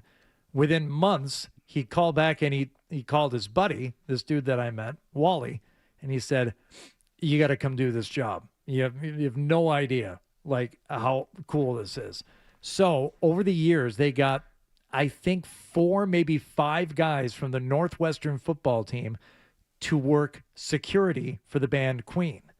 Since then, now you would think you would do that for a summer, go back to school. You're at Northwestern. Right. You're a smart kid. Decent academic institution, right? The guy who originally left, still in the business. He's been Dave Matthews' tour manager now for the last 20 years.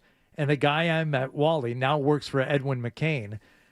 He's in the process of like writing a book and doing like a documentary about it. But that's how these guys got started. And 3 of them got into the business and never left. And I don't think ever went back to school or anything else. Ran off to join the circus and never came home. Huh. But started as Northwestern football players, and their first job working security. They tell you a story about working? You ever tell you a story about it? What's going on? What are we talking about? I just told you the story, John. No, specific stories about working security. Yes. All right. Wait for the movie. I have an exercise. Yeah. So 76 would be 50 years, right? It's from 2006. Yes, exactly. That math I can do. Go. Here are the quarterbacks that weren't Bradshaw, Montana, all right, Aikman. I'll keep track. I love keeping score. Aikman, Brady, yeah, or Mahomes. Okay, go.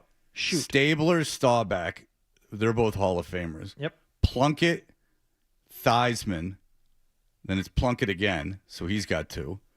McMahon, Sims, Doug Williams, Jeff Hostetler, Mark Rippon, Dilfer, Brad Johnson, Ben Roethlisberger, Peyton Manning, Eli Manning, Ben Roethlisberger, Drew Brees, Aaron Rodgers, Eli Manning, Joe Flacco, Russell Wilson, Peyton Manning, Nick Foles, Stafford, Hurts, and Darnold. So that's in the last 50 years, the quarterbacks that weren't the five. Almost exactly half. Right. So anytime you're doing an exercise with quarterbacks, you're eliminating basically half of the Super Bowls. Yes. Because the same guys won them so often. Yeah. And a lot of those, and they're all, by the way, almost universally, they're all Hall of Famers. The only turds in there are Foles, Dilfer, Foles, Brad Johnson, Dilfer, Kurt Warner's in the Hall of Fame, Rippon, Hostetler, Doug Williams, Phil Simms, and I don't know. I won't put McMahon in that bucket. The punky QB known as McMahon, he sacrificed it all, baby. He went to BYU, where they wouldn't let him break the Wilson's record. Took a big hit for that headband.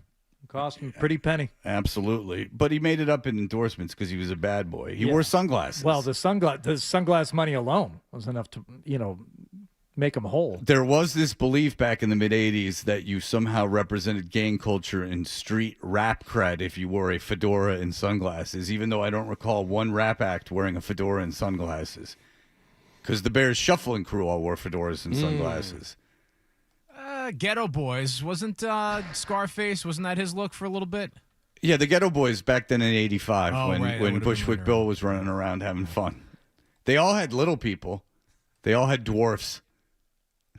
All of the teams back then, too. My hands were all bloody from punching the concrete. All right, you know the words to the Ghetto Boys song. Congratulations. Back when we were doing the Warriors conversation, there is a fandom page that lists all of the gangs and, kind of gives a brief bio as to what they're about.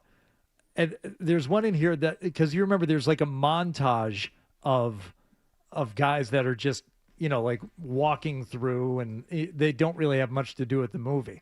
Like the Jones Street Boys, they are a softer set that is less serious about gang life, but they will still attack most other gang members who enter their turf. Now you're just inventing things about these gangs that has no basis in the actual film. And I wonder if there's any erotic fiction surrounding the gangs. If perhaps there was gay love, it could be like that hockey show. We're bouncing around, but Chad, go ahead. I just wanted to bring up really quick. I'm a Steelers/Patriots fan, but in talking about the left tackle and how poorly he performed for you guys, Broderick Jones was a draft pick in the first round for the Steelers, and he got hurt this year, and they brought in an undrafted free agent, Dylan Cook, who actually I think outperformed him. So I think you guys can still find another left tackle if this guy doesn't work out. And then the second point, Broderick Jones ended up being a terrible pick. Yeah, and then the other point I wanted to make was about what you were saying with Russell Wilson. A lot of Steelers fans think that they're going to unload T.J. Watt this year, and I feel like it's possible that Seattle thought that Russell was on the downward trajectory the way that a lot of Steelers fans feel that T.J. Watt is. And if they get rid of him and try to get something back for him, maybe you're trying to do that before the player completely tanks out. And it's not necessarily to tank, but just to get something in return and then possibly even still have a winning season the next season. Right. But and that's what you want to do is you want to get rid of the player before that so they still have high value. But the Steelers are by design worse without TJ Watt in the recent, in the now. So if they trade, well, they still have they have players like Nick Herbig. I get that they won't be tanking, but they would be a better team with T.J. Watt. If they trade T.J. Watt for future picks, T.J. Watt will perform, in theory, better than the replacement in the short term. I don't think so, Fred. I mean, if you look at T.J. Watt, but then why would anyone trade for T.J. Watt though? Well, because of his name, and if people make bad trades all the time. Marketing. I understand that, but the idea is if I trade an All-Pro, you're getting an All-Pro that will perform at that level conceivably the next season, while I am using a pick to get an unknown who best case scenario or picks best case scenario fills the spot for me. in the short True, term. but would you agree that sometimes teams are like, oh, we can still salvage him, or we can make something even if Pittsburgh's not getting anything out of him? Well, the thing is, no. Well, I'm not giving up a lot then, and then it's risk reward. I mean, if I'm giving up T.J. Watt, I want a lot of return. I want a lot of draft capital in return. If you're close and you're like a piece short, then then it makes sense. Like for the that team. Hutchinson from Cincinnati, like the teams that were going to trade for him would have been teams that thought the Sauce Gardner trade, the Williams trade. I mean, look at those two trades. Dallas and Indianapolis thought they were a player away from being a championship team. That's exactly what Indianapolis thought. They thought they were a corner away.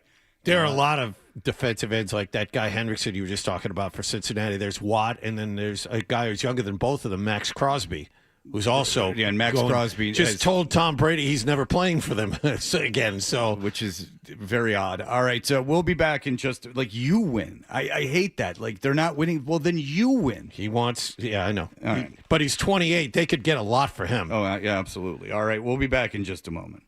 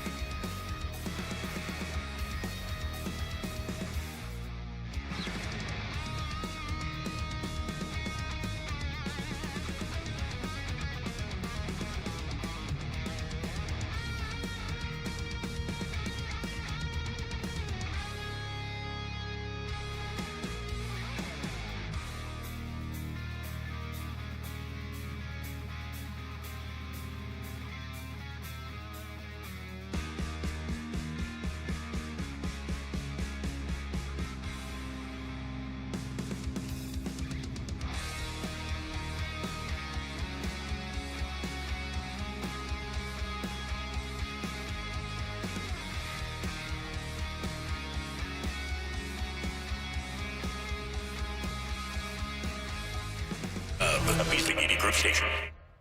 Essential Sports Hub headline presented by Celsius Energy Drinks. Today is breakup day for the Patriots. The players will clean out their lockers and head home for the winter after a loss to Seattle in the Super Bowl last Sunday. The team flew home from the West Coast yesterday. As for the Super Bowl champions, they're now looking for a new offensive coordinator. As expected, Clint Kubiak was hired as the new head coach of the Las Vegas Raiders yesterday. Celtics are off until tomorrow night when they play Chicago at TD Garden. Some very interesting news from the team yesterday. Jason Tatum took another step forward in his rehab. He participated in parts of practice with the Maine Celtics in Brighton. Still no timetable for his return.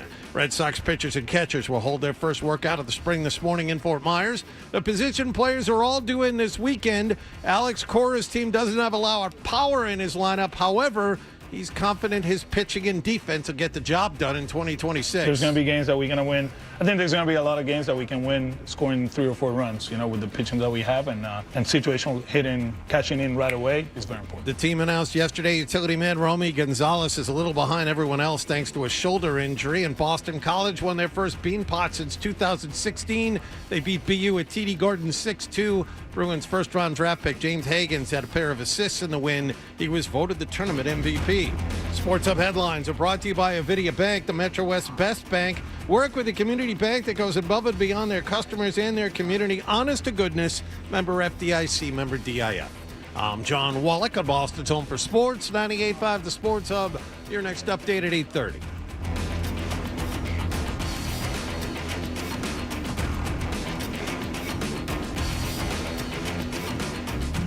Coaching the game, or it's just that is. I feel so strongly about that. I can't even tell you. Boston Talk Sports here. What do we got? Sports. Oh boy, I guess it's time for more Toucher and Hardy on 98.5 The Sports.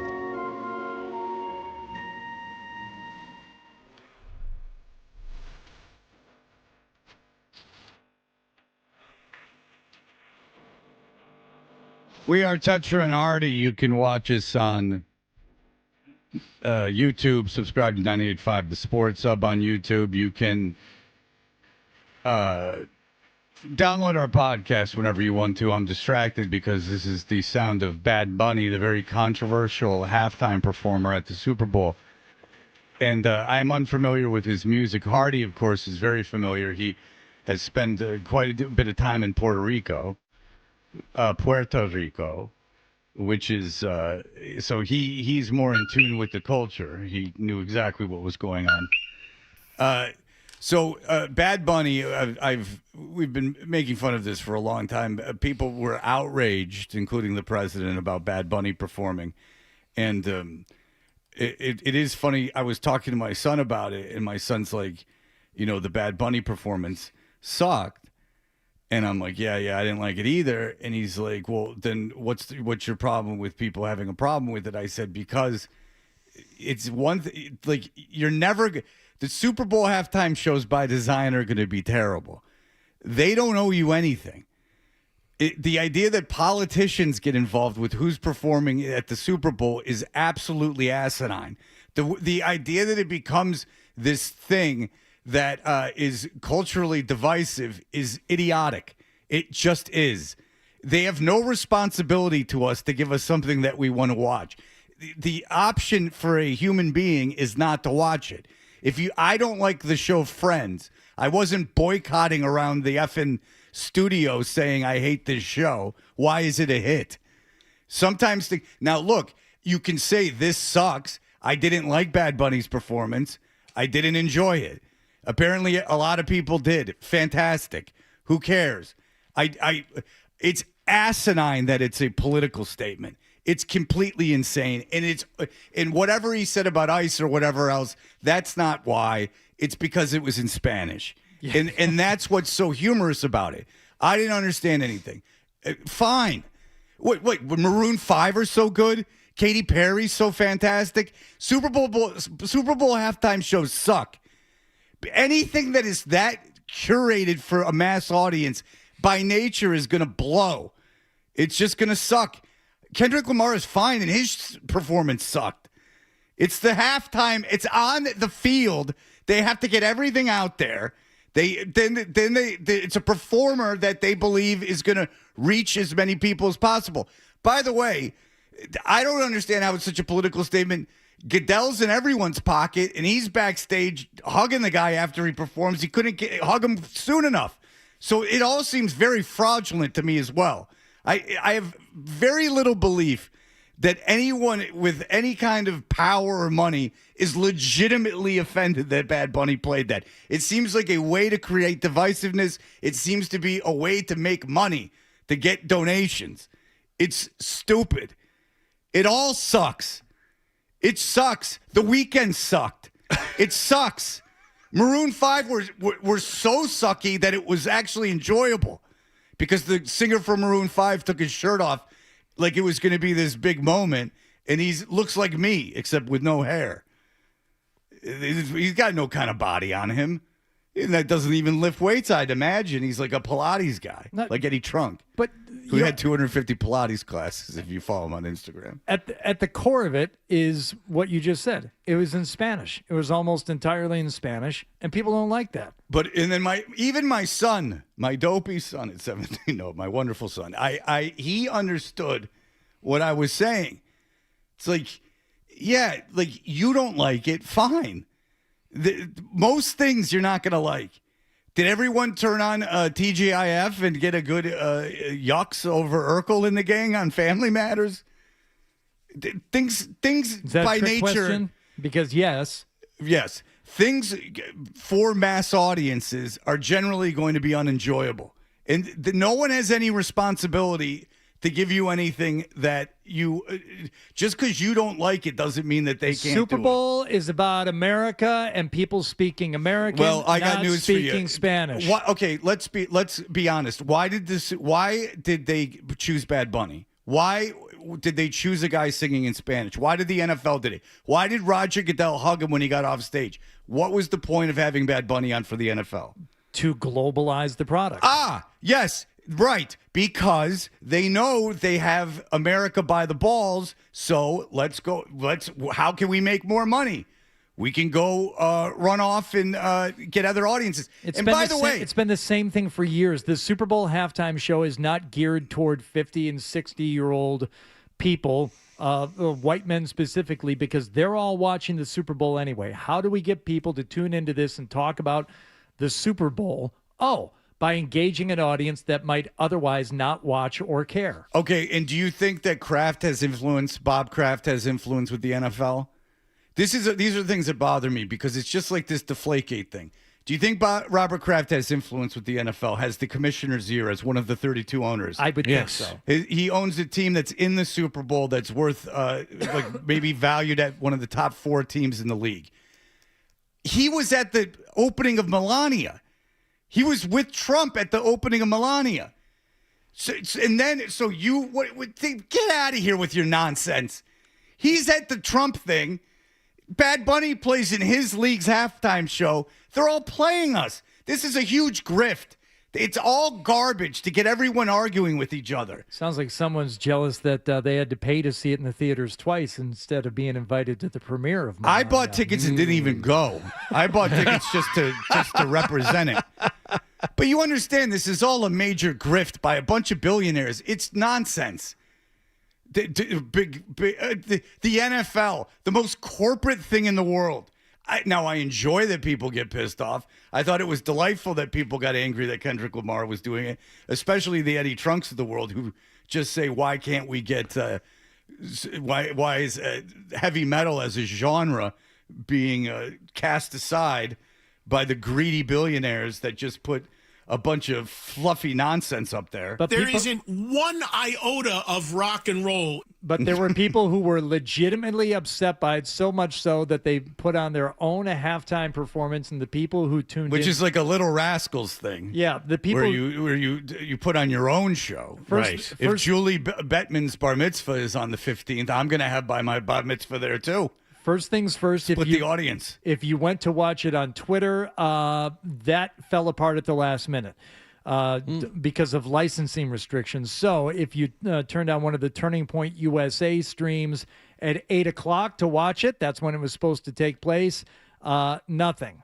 Instead, according to the Vanity Fair piece, people started getting in the YouTube chat and talking about, it's just sharing icons of the American flag and bald eagles and Jesus. So finally, around 8:10 p.m., there was a countdown clock, and let people know that the alternative halftime show was about to start. All right, so Kid Rock, whatever happens, these country artists, it's fine. They play. A guy comes out in a suit, and he kind of gives like a monologue. I just really want to cut to the Kid Rock chase. Okay, all right. So these country artists play fine. I'm sure it was fantastic. Who cares? They were very, very good.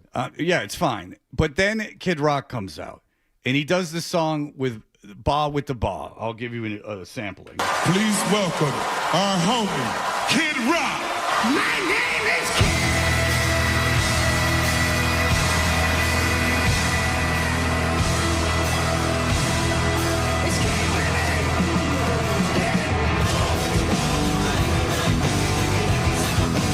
All right, so he's lip syncing, and he's not lip syncing right. He's completely off. And I just want to give you the lyrics to Ba with the Ba. The G's with the 40s and the chicks with beepers, the northern lights and the southern comfort. It don't matter if their veins are punctured. The crackheads, the critics, the cynics, and all my heroes in the methadone clinics. All you bastards, family friendly. All you bastards at the IRS for the crooked cops in the cluttered decks, for the shots of Jack and the caps of meth, half pints of love and fists of stress. All my homies in the county in cell block 6, the grits when they ain't cooked eggs to cook, and yeah. So this is the big family friendly thing with the meth and the hookers and everything else. Again, it's a huge grift. It's a grift by Kid Rock. It's a grift by everyone. It's manufactured outrage, and it's nonsense. So he gets out there, and he can't even figure out how to sing the song. His own song. His own song. Yeah. Because he's a complete mess. Just real quick, Fred, because it's important context-wise. This was sold as being live. It was not live. It was pre-recorded, which makes the fact that they couldn't get his audio and video synced up even worse. Like, they could have fixed this and either didn't have the skills to fix it or chose not to. Well, they have plenty of money, so they could have fixed it. I mean, it's a real stage and everything else. I saw portions of it. But, again, he's, without a doubt, lip-syncing because, how do you know? Well, he's rapping, and the words are coming out, and he's not moving his mouth, and the mic is in his hand by his waist. That was a bit of a hint. Now, this is not outrageous in the world of rap, but it seems a little disingenuous. I'd at least get it together enough to put the mic in my face. And by the way, if they would have approached Kid Rock and said, you know what would have been fun? If the NFL approached Kid Rock 4 weeks before this thing was supposed to happen, and they said, you know what we're going to do? We're going to get you on stage with Bad Bunny. You're going to go up there and we're going to do 45 seconds of Ba with the Ba. Kid Rock would have chopped his hand off and gone and flown in and done that halftime show. He's doing this because he doesn't have an audience anymore. And we're all sitting around arguing. Let him. I hope there's 1,000 alternative halftime shows. When they did the Butt Bowl, it was fantastic when they showed Beavis and Butthead during halftime. Halftime of the Super Bowl sucks. It just sucks. But there's no obligation for the NFL. It's not a human right for you to enjoy a performance. Let's face it, half of these people suck that are playing music now. Most. I'm old. I don't like anything. All right, so Kid Rock went on Fox News. Oh, good. And the Laura Ingraham show. There's a woman named Laura Ingraham. I'm not overly aware of her, but she exists. I don't watch a lot of She's a delight. Cable news. I don't watch news on television. No, this to be is honest. great. Yeah. I get my news from 4chan. All right, so because that's where you get the truth. All right, so here is Kid Rock explaining the lip syncing. I just love music. Laura Ingraham loves music. There's Right. nothing. She's unique in the fact that she loves music. She's someone who enjoys music. What kind? All kinds. There's no sign of a cooler person than when they say, I love music. You should see my playlist. It's all over the place. Yeah. Oh, aren't you a unique and special Some of flower? my best friends are musicians. Ah, there you go. I just love music. This is one place I don't really need politics. Okay, I love great music. So Bobby, there are a lot of questions about. She calls him Bobby because his name is Bob Ritchie. And also, after performing a couple of songs at the halftime show, he left. There was a strange string arrangement, and then when he came back out, he performed under the name Bob Ritchie. He's doing a John Mellencamp thing. Oh, I like that. Okay. There are a lot of questions about what happened during your first song on stage. People were talking about it. It seemed to be a little bit out of whack. What was going on there? Yeah, so it was out of sync. And actually, just to have some fun with the haters, I can't answer all the trolls, but it's going to be some fun. My DJ, who actually raps that song with me, he was not lit up. He's coming to Nashville tonight, flying in, and we're going to do that live in my living room, and I'm going to post it tomorrow to show people exactly how this works. And she claps because that's very exciting news. It's still, I mean, he was. You're gonna record yourself in your living room doing what we thought you were going to do during the halftime thing and post it? Not like he's on tour. That's great because I love music. Plus, that proves everything. He's going to prove that he wasn't lip syncing when, again, he was lip syncing. It's 100% true. The words were playing while the mic was nowhere near the vicinity of his mouth, nor was his mouth moving. Therefore, it was not even really lip syncing. It's fair to say it wasn't lip syncing because he wasn't syncing his lips to it. Because, number one, if there would have been a lip syncing like people are trying to, the left is trying to throw me under the bus again in the mainstream media and social. Yes, it's a very political statement that you lip sync. You like, that's right. The only way anyone would know that you were lip syncing is their political affiliation. Well, if they saw it on the lamestream media. That's what they're being told. No, your performance is your performance. If you see it, you're lip sync. The track is playing behind you without you singing or rapping or anything else. And you seem to have forgotten the lyrics. And you know what? If it was synced and edited wrong or whatever because it was pre-recorded, the other explanation was, oh, this was a big bag of crap product that we put out there. So maybe you weren't lip syncing. Instead, what we streamed to everybody wasn't streamed because that indicates live, number one. And number two, it was garbage. It was awful. Right. It was just a big 30 minutes, by the way, it went on for 30 minutes of crap. So either explanation isn't good. The left is trying to throw me under the bus again, and the mainstream media and social media tries to amplify it. It would have been super easy to sync it up if it was pre-recorded. It was very difficult for the Turning Point production crew, who, by the way, I can't say enough good things about. So wait, so he was lip syncing, but they didn't sync up his lips to the song? So he's saying it was live, that's why his lip syncing was exposed. He can't explain it. He can't. All right, you want to hear someone who's mad at us? Yes. Tommy, my friend, go ahead. Good morning, gentlemen. I'm calling from Florida, and I used to live like 30 minutes from Gillette. I've been down here 6 years now. I enjoy Florida for many reasons, and I don't know what's happened. Is the weather one of them? Do you prefer the weather? 90% of it. Hey, yes, I the still summers. My teams. Don't get me wrong. Okay, well, I hope so. You keep 1 foot right here, but you're enjoying my heart the and my football team's there. Right. But the outdoor pickleball courts are all in Florida. Your mayor, your city, you guys got to get ready fit for hijabs and burqas because they are taking your state away from you guys. And wait, whoa, you can't. Can you please? That Super Bowl halftime show is an abomination, a slap in the face to every veteran that's wore a uniform. How is it? Country. Okay, it's an American Tom. thing. You have it's to. an American country, man. Tom, Steak and pound fan. Have a nice day. So Tom is saying that Bad Bunny was a message to veterans that they are worth nothing. That's how I read it. Fair enough. But Tom is no longer here. Oh. If Tom was here, he could fight against all this oppression. Even the Puerto Rican members of the military, is it a slap in the face to them? Of course, because they can serve. They do serve. Right. And everyone who's a billionaire and everyone who's in government is legitimately offended by it. That's right. They've played you, my friend. He didn't answer who's coming for the city. I want to be on the lookout for that. That's what I was. I wanted to get him going and get him really. I really actually wanted to get him going and get him like to be more specific so we could prepare ourselves. Like I thought that might be funny. But it's a grift. You're getting grifted. It's just open your eyes. No one cares.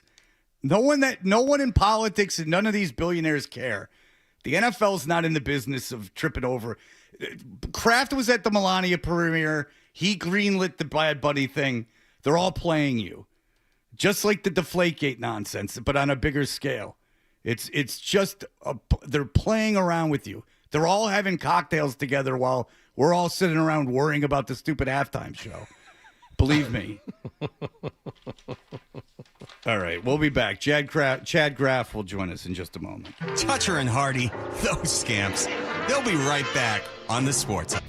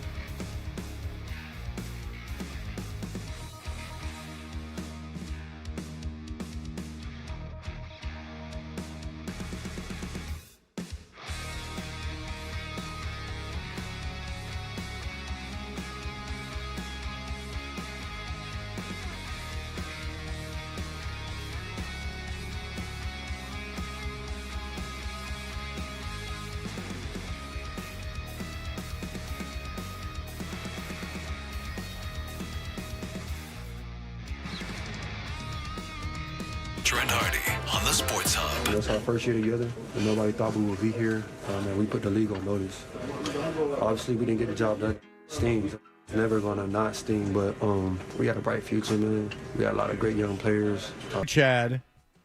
Hello. Good morning. How are you? Good morning. Have you had a chance to rewatch the Super Bowl at all? I have, but I wouldn't say, the most enjoyable game. I can see why all of the national fans were complaining about that one. Yes, it was not the most enjoyable game, but I mean, if you had a rooting interest in it, it held for a while. I mean, it didn't completely fall apart. It was not a traditional blowout. But all right, having investigated the game again, just give us an idea of what went wrong offensively. A lot of things. I start with this. Mike McDonald just outcoached Josh McDaniels. Mike McDonald put together an unbelievable game plan with his specific guys. Like Devon Witherspoon is such a good player that I don't think got enough credit for not just being like the kind of shutdown corner that Christian Gonzalez is, but being able to blitz. And then McDonald picking his spots with the blitzes and coming up with designs to have him come from like the interior slot side, shoot right through, picking on the left side the whole time, to the point where, especially in the first half, they were just destroying the left side of the Patriots offensive line. And then they would run stuff that would be like, hey, now we know you're so scared of this. Watch this. We're not even going to look at Will Campbell. We're not even going to look at Jared Wilson. Check this out. So my big takeaway, number one, was, especially on that side of the ball, they just got out-coached. All right, so you thought it was like a coaching situation. Well, it's a coaching situation, but also the Seahawks are more talented. And so, like, you've got to step up at one of those spots of if, the Patriots had so many games this year where they didn't match up talent-wise. Like, this roster is not the unbelievable all-time roster that you would think of a Super Bowl winner, but they won because Drake May was incredible or because Mike Vrabel was doing incredible things. Neither of those happened in this one. And so when you don't have Mike Vrabel and Drake May doing all sorts of incredible things, then you're going to need to rely on the talent. And so, you end up with a blowout in the Super Bowl because I think the Seahawks outcoached them, had more talent, and were just flat out a better football team. All right. So do you think that May's shoulder played an issue in his performance? I don't know. I think it had to at least like play somewhat of an issue, but also if you're going to go into the game totally fine on the injury report, like the Seahawks have plenty of other players who were banged up. And sure, I think Drake May's shoulder probably played a slight role. The fact that it's getting shot up is not great and speaks to some sort of AC joint issue. But this is the 21st game. This was the Seahawks' 20th game. Like, all sorts of players are banged up. And so, yes, it probably mattered a little bit, just like Will Campbell's knee injury probably mattered a little bit. But I don't think it was the overriding factor for why they lost that game. Do you have any concern that, this playoff run is in any way detrimental to May? Do you think that, he was really emotional after the game? He got beat up pretty good in this playoffs. Hit a lot, hit 11 times in that Super Bowl. Do you think that, is there any thought that was a negative experience for him? I kind of look at it opposite, to be honest. I kind of look at that as a positive for him to have gotten beat up, to taken a lot of the lumps that he did. Like, everything went so well for him in this regular season to being the number 2 MVP and maybe should have been number 1 MVP. Like, there was basically no adversity for Drake May this year. And so, could this be a bad thing? Sure. But I also think that this could be a really good thing for him to have been there, to see what it takes, to have gone to the Super Bowl, to played in these big games, especially since there was all sorts of talk about the schedule and they played Sunday at 1:00 basically every week, just pencil them in. I do think it could help him to have been in these moments, even though it did not go well. Do you think that the league is glad that he didn't win the MVP? Because if he had won the MVP and played like that in the Super Bowl, it would have looked bad. I did. I was sitting next to Alex Barth from 98.5 at the game, and I did lean over in the fourth quarter and say, if he had won MVP, I think there would be a lot of national people on their soapbox right now. Like, this is your MVP? Are you kidding me? So I think the league at large, however you want to frame that, national media, other teams, whatever. I think they probably wanted Matthew Stafford from the get-go, regardless of this, as a career lifetime achievement moment. You know, anything you post on social media with him and his 4 daughters just blows up and goes crazy. And so, yeah, I think that they probably wanted Matthew Stafford to win MVP, but I don't think it was just because Drake May struggled in the playoffs. Okay. What about Will Campbell? What about the left side of the offensive line? That to me is the biggest question right now going into the offseason of just framing it. Hey, Mike Vrabel, you picked this guy. You were so excited about him. He's made of the right stuff. You are so confident in all of that. Do you now say, hey, we think you are going to be an unbelievable left guard, like all-time good left guard. Let's get you right there, and let's just get you mauling people. Or do you say, hey, you were coming off of an MCL sprain. You played up against unbelievable defensive ends. Like, yeah, of course you were going to struggle a little bit in the playoffs. We still have so much faith in you as our left tackle. I don't know what he's going to pick, but I'm fascinated to find the answer. I think if it were me, I would probably try to keep him as your left tackle for another season. I think at some point you're probably going to have to move him to guard, but we don't know what's going to happen with Morgan Moses. There's a chance he retires. He's 34 going on 35. Like, it's hard to be an offensive tackle at that age. If he retires, I certainly wouldn't want to be looking for 2 new offensive tackles while, you know, you've got the 31st pick in the draft. So if it were up to me, I think I would stick with him at left tackle. But the thing is, if you draft a tackle just to replace Morgan Moses and he ends up showing out in camp, then you can make that move. It seems like, you know, it's at least at some point in the season, you could move the kid to left tackle. And then, you know, even move Campbell to right tackle for a while. I know they're different positions, and I know that it's like the opposite, but like, they tried that. They had a kid, Caden Wallace, who they drafted as a right tackle. They tried to flip him. Yeah. He got hurt immediately and was a disaster. I understand it's more difficult than people believe, but it's done. I mean, there's guys that are linemen that can play all over the place. I mean, it can be done. It's just, I think that if you draft, they might have to draft a tackle, like you said, anyway. And the more you get in the building, I think the easier and the better they perform, the easier that switch is. To switch Campbell. Yes, I'm with you. I kind of think it's a little bit overblown if we're being totally honest. Oh my God, he played left tackle. He can't possibly switch to right people tackle. People get very offended. They get very, you don't understand it. It's like, yeah, I don't, I guess. Okay, but go ahead. I think you and I might be in the minority, but I agree with you there. I would 100%, no matter what happens in free agency, I wouldn't leave the draft unless you pick an offensive tackle in the first 2 rounds. Now, the draft is going to be a lot less fun, which is a good thing for the team because they're picking so late. And so who cares if these guys are not necessarily going to be difference makers right away. But I think you need somebody in the building to, at worst, be your swing tackle and learn under Morgan Moses and maybe potentially even be one of your starting offensive tackles. Okay, so you wrote after the game, one of the linebackers from Seattle said, we knew what we had to do because we knew what they had. All they have is Drake May. So if they were able to make him uncomfortable and pressure him, and that's it. That speaks to a deficiency in every other position on the Patriots offensive roster. So, yeah, we're focused in on left tackle right now. But, Chad, I wonder if you believe what, Seattle seemed to believe, that all the Patriots have is Drake May, and then he was papering over a lot of holes for them, as you said. Where else do they need to get better for next year offensively? Yeah, I didn't actually find that to be that damning of a statement from the Seahawks linebacker in terms of going into the Super Bowl. We said not great. Not great, but like 2 through 53 on the roster. Yeah, sign me up. I was taking the Seahawks every day of the week going into the Super Bowl. It was the difference maker of why you thought they might win the Super Bowl was Drake May can go around and do some crazy stuff. He was Superman all regular season. So where do they need help? Like, this is where it gets difficult because you 100% need a pass rusher, but it's hard to invest too much in the defensive side when you still need, I think, another wide receiver, for sure another tight end, maybe 2. It wouldn't shock me, and this isn't like as high on the priority list, but Josh McDaniels loves a fullback. They had one in Brock Lampy, who they thought was going to be their guy. So it wouldn't surprise me if you... First round, baby. Shock the world. if you draft late there. James Devlin. Oh, great. You could use another offensive lineman. You could use, for sure, a tight end or two. And then the wide receiver question gets fascinating to me because you could conceivably cut Stephon Diggs at a favorable moment in his contract. In terms of his contract allows for that.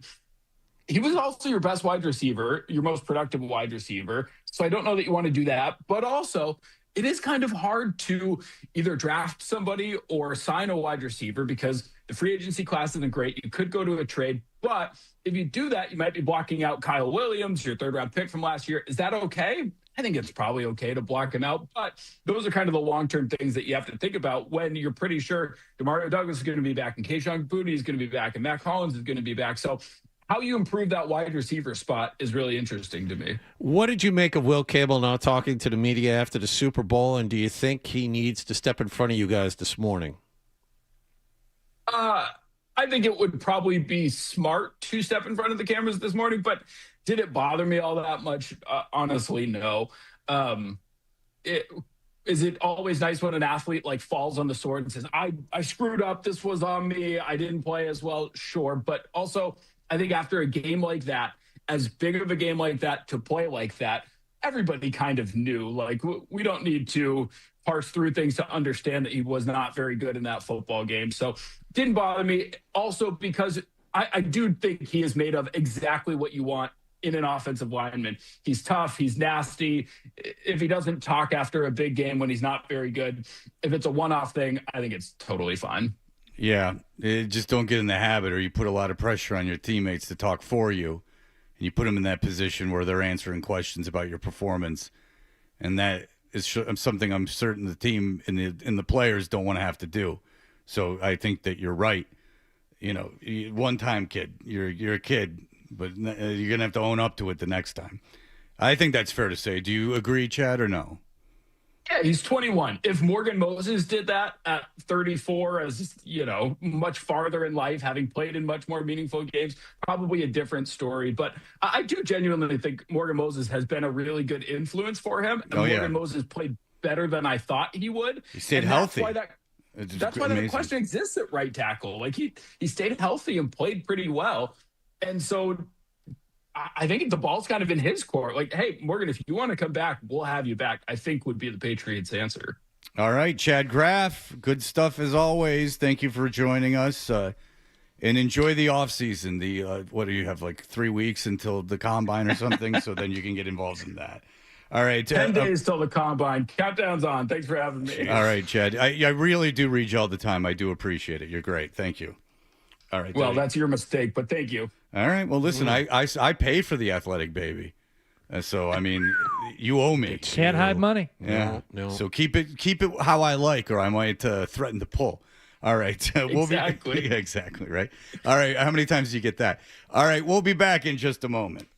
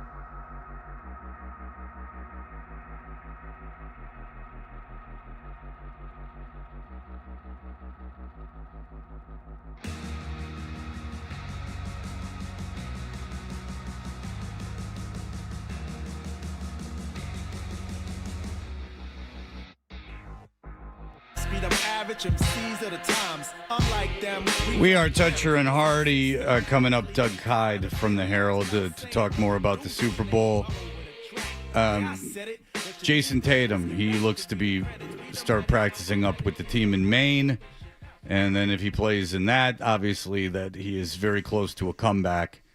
So, John, what would you put the timetable at if you had to approximate the Jason Tatum comeback? When Kristaps Porzingis, something similar happened with Porzingis as he was coming back from his calf injury, had a workout with Maine, and he was back less than 2 weeks later, if I remember this correctly. Put it this way, there's been reports about some hesitancy. You know, he's still on the fence, and these are boxes he needs to check to prove to himself that he can do it. If he comes back, it won't be much longer. The way things are shaping up. If he's practicing 5-on-5 with the G League team, the next step is with the regular team, get his wind up, and then he'll be back, at least in limited minutes. I would say within a couple of weeks, if I had to guess. I have no inside information, but I'd say in a couple of weeks. So that should be exciting. Last night, there was a game with the number one team in the East, the Pistons. Jalen Duren... Diabate is the kid's name. Yes. Musa Diabate. Yep.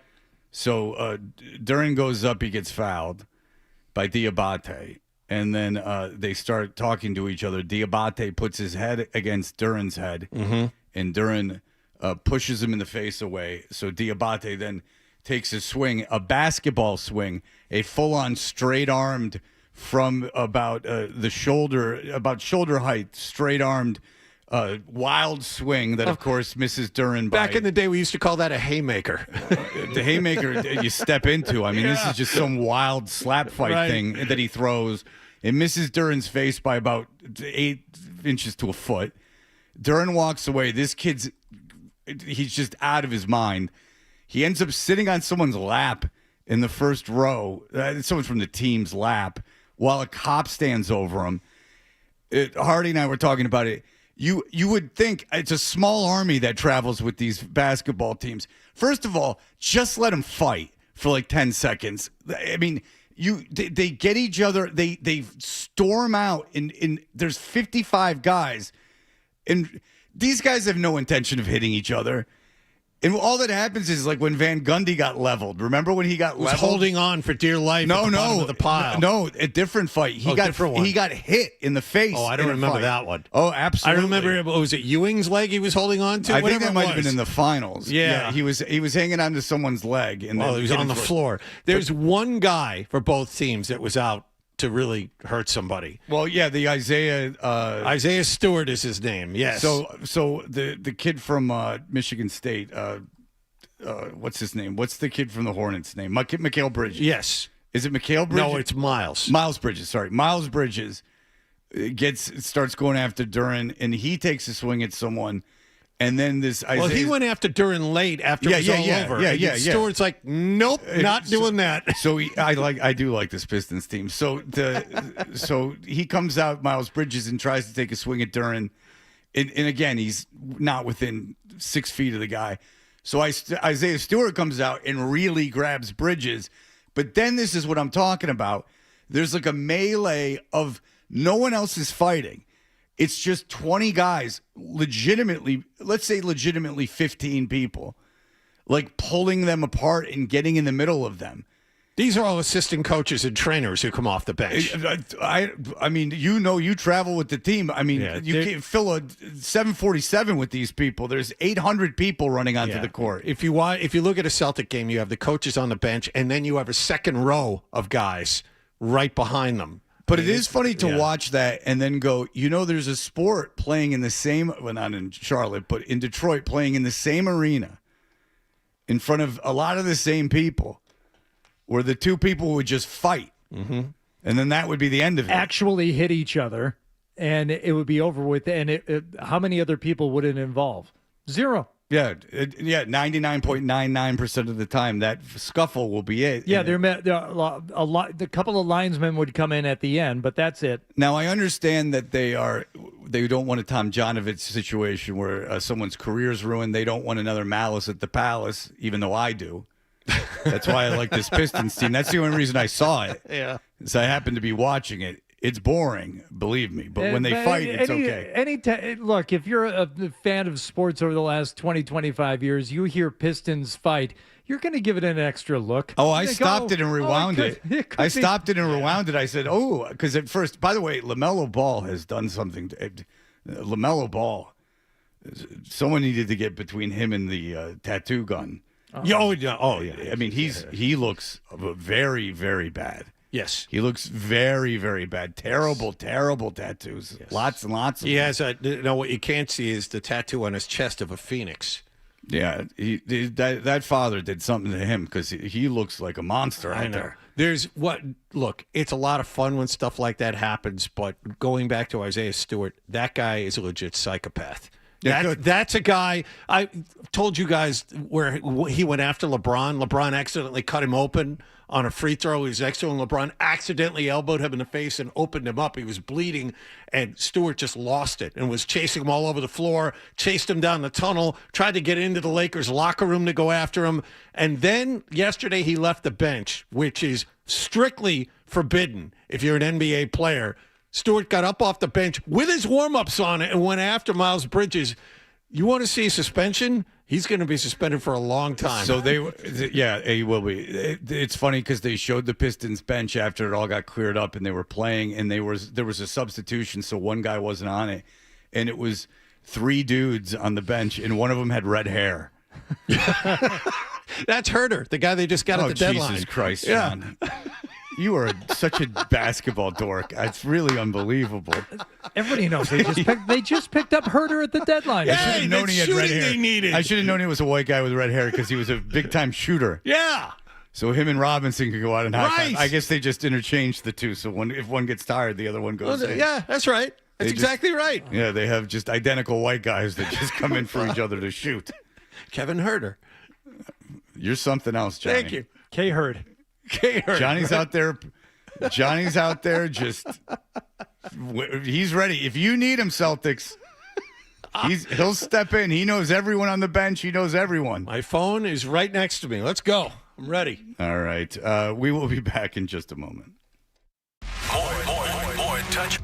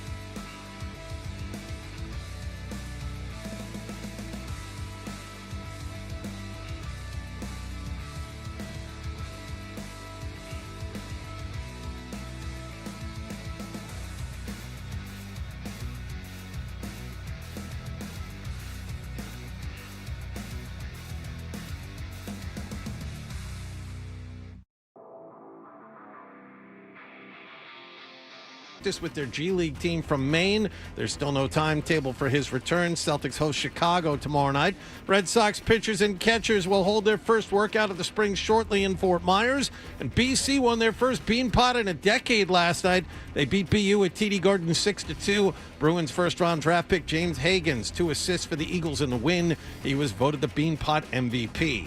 Sports Up headlines are brought to you by the 99. This Friday through Sunday, treat your sweetheart at garlic shrimp topped salmon or slow roasted prime rib. All you need is love and the 99. You gotta love the nines. I'm John Wallach on Boston's Home for Sports, 98.5 The Sports Hub. Your next update at 9:30. Boston Talk Sports. Drake May. We all know what, but we won't say what. Yeah, worst take on these airwaves in the last 24 hours. We may not take a call today. The Sports Hub. I know. No, you don't know. Everyone agrees that I'm the only one who's not wrong. Right or wrong, they're back. Toucher and Hardy on the Sports Hub. Who are the Wolves?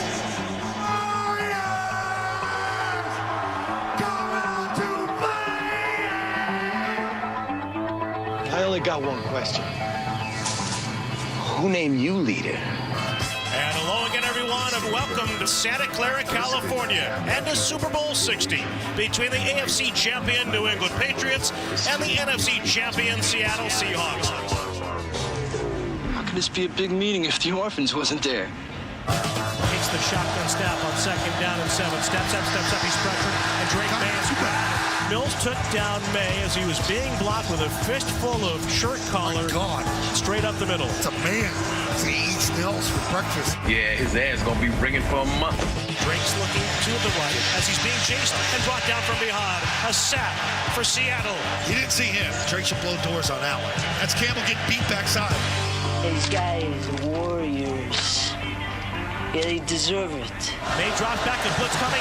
He's drilled, and the ball's knocked loose. Picked up by Eamon Warren. Runs it right to the 20. 15 down. He's chased by Morgan Moses, who won't catch him. It's a scoop and score. Stay right on their ass. Takes the shotgun snap. He stands in. He's pressured. It'll be another sack for Seattle. Murphy's going to drag him down from behind. Slams May to the turf at the 34-yard line. Sack number 6. And you count, suckers! Sack number 6. May flips it to the right flat, turns and runs across the 45, tackled across the 30, and that'll be the final play of Super Bowl 60.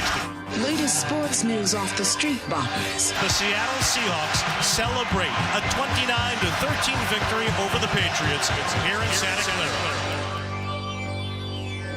They blew it. I guess they Duo. Doug, thank you for joining us. Absolutely, anytime. I'm coming out of left field and coming in hot, so just ready to field this one. It's about the future. Will the Patriots have to win the AFC East to make the playoffs next year? Ooh, that is a tough question. No, I don't think so. It would help because I think it's going to be a lot more difficult next year. But I think they could sneak in with a wild card. Because that schedule is extraordinarily hard. Just the way it falls with the first place schedule and the way that it falls. Because they're playing the NFC West, I believe. They're playing the NFC North with a game against Seattle thrown in. They're playing the NFC North with a game against Seattle. So the NFC North is except none of those games are easy, and then they got to play Seattle. So very difficult. And the AFC West, which is really tough too. Right. There's three teams that could make the playoffs and those are big games because if you don't win them, you're a game then essentially behind them. So. They had, I think, 10 playoff teams next year, 11, something like that. And 10 plus the Chiefs. So that's not easy. Plus the Lions too. Yes. Oh yeah, that's right. And the they Lions. play at Detroit. Yeah. And right. I'll be at the game, so it will be very, very difficult for them. Because knowing that you're there, the added pressure of having you there. They're going to be trying to prove. They'll probably try to prove something. Yeah. What's that, Doug? I think they'll be better next year, but they'll probably have a worse record. I think that might be the consensus. Where I think they'll improve their roster. A lot of the young guys will get better, but I wouldn't be shocked if they're 11-6. 10-7 would be surprising, but worse record, better roster. Yeah, I saw the list of pending free agents, and it's nothing, nothing earth-shattering. There's like Tonga, I guess. Right. But if you figure he'll stick around, they wanted him so bad.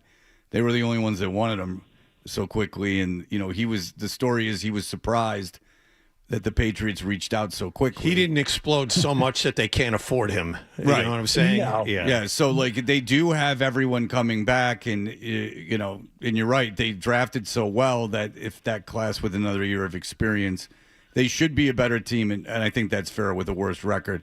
But if they are going to be a better team, Doug, do you think I'll start with the positive.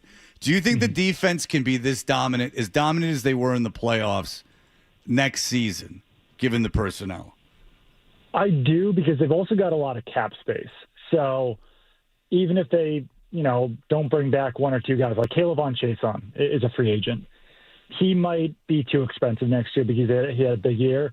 But if they trade for Max Crosby, or if they sign an even better edge rusher because they've got the cap space, then I do think that this defense can be as good or better next year, because you've got to figure that Craig Woodson's going to be better. Christian Gonzalez could keep improving. The players are going to keep getting better on defense. So I do think the defense could be just as good next year.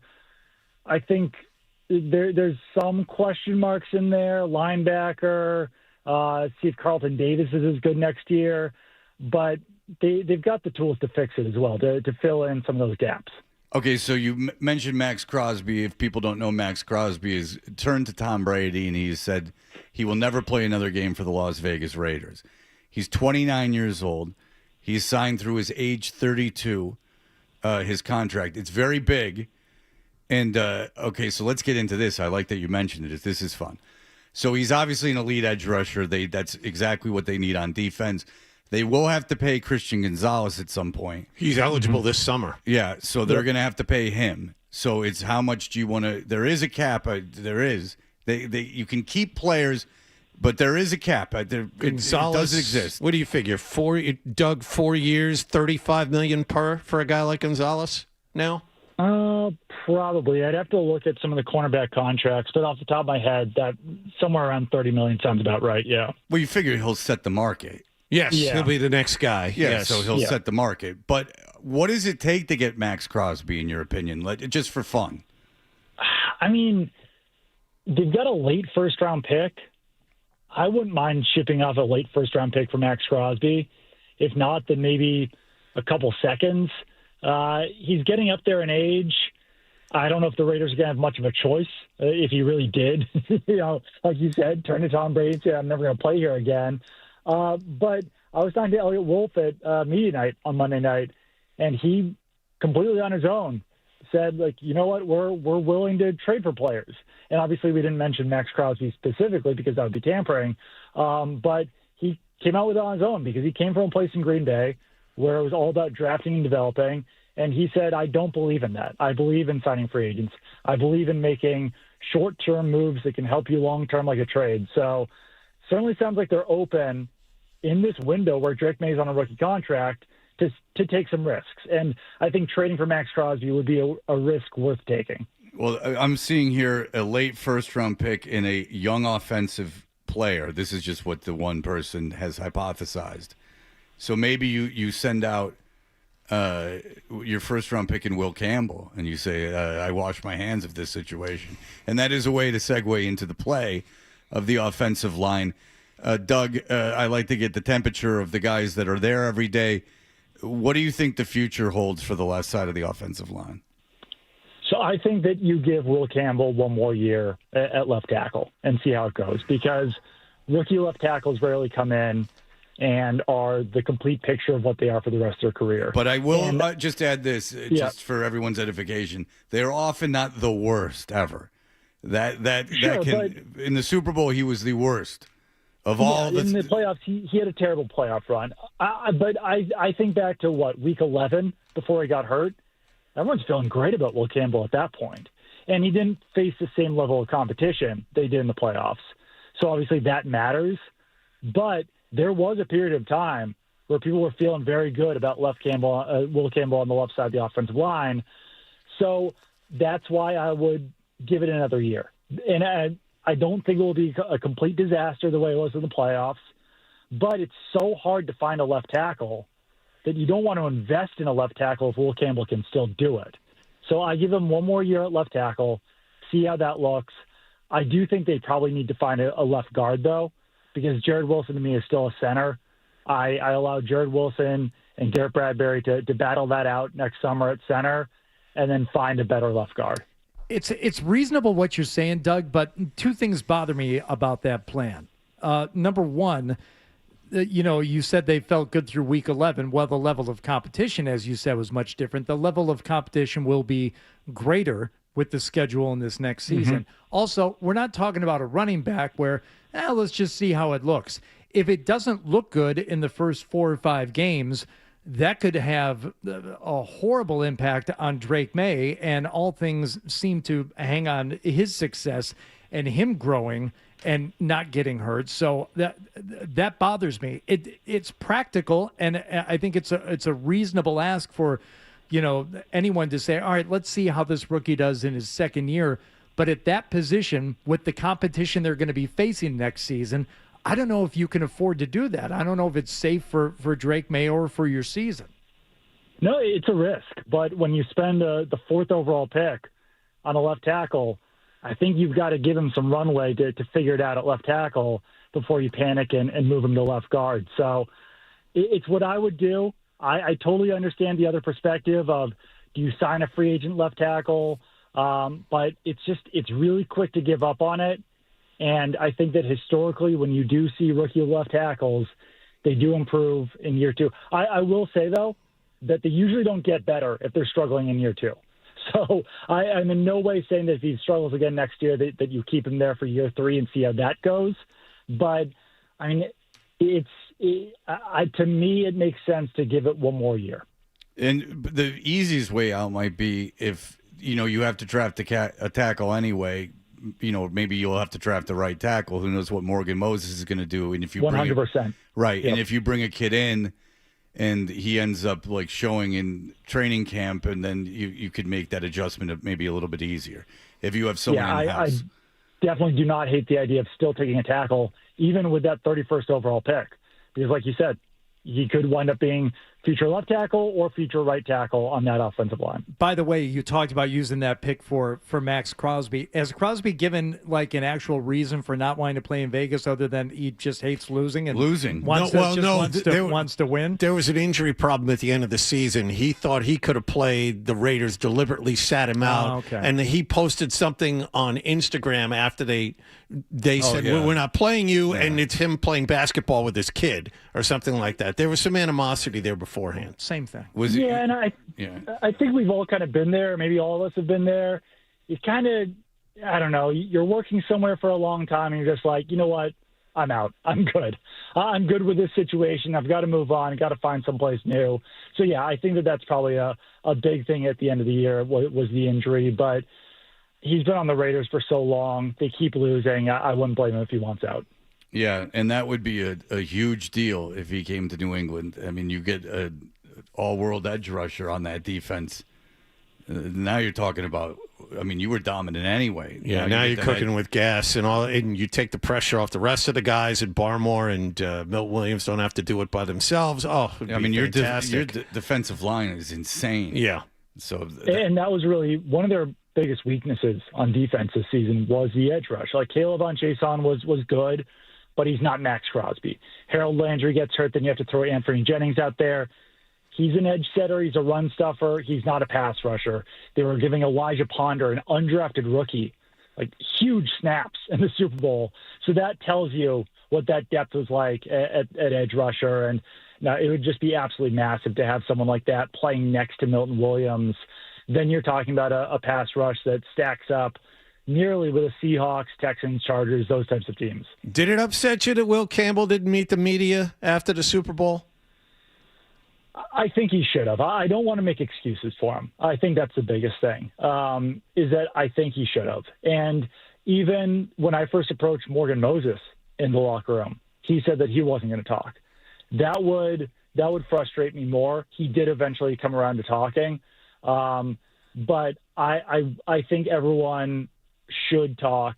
I don't think that we need to make excuses for guys not to talk, regardless of their age. Like, I understand why he wouldn't want to, but it's not my position to defend him about it, you know?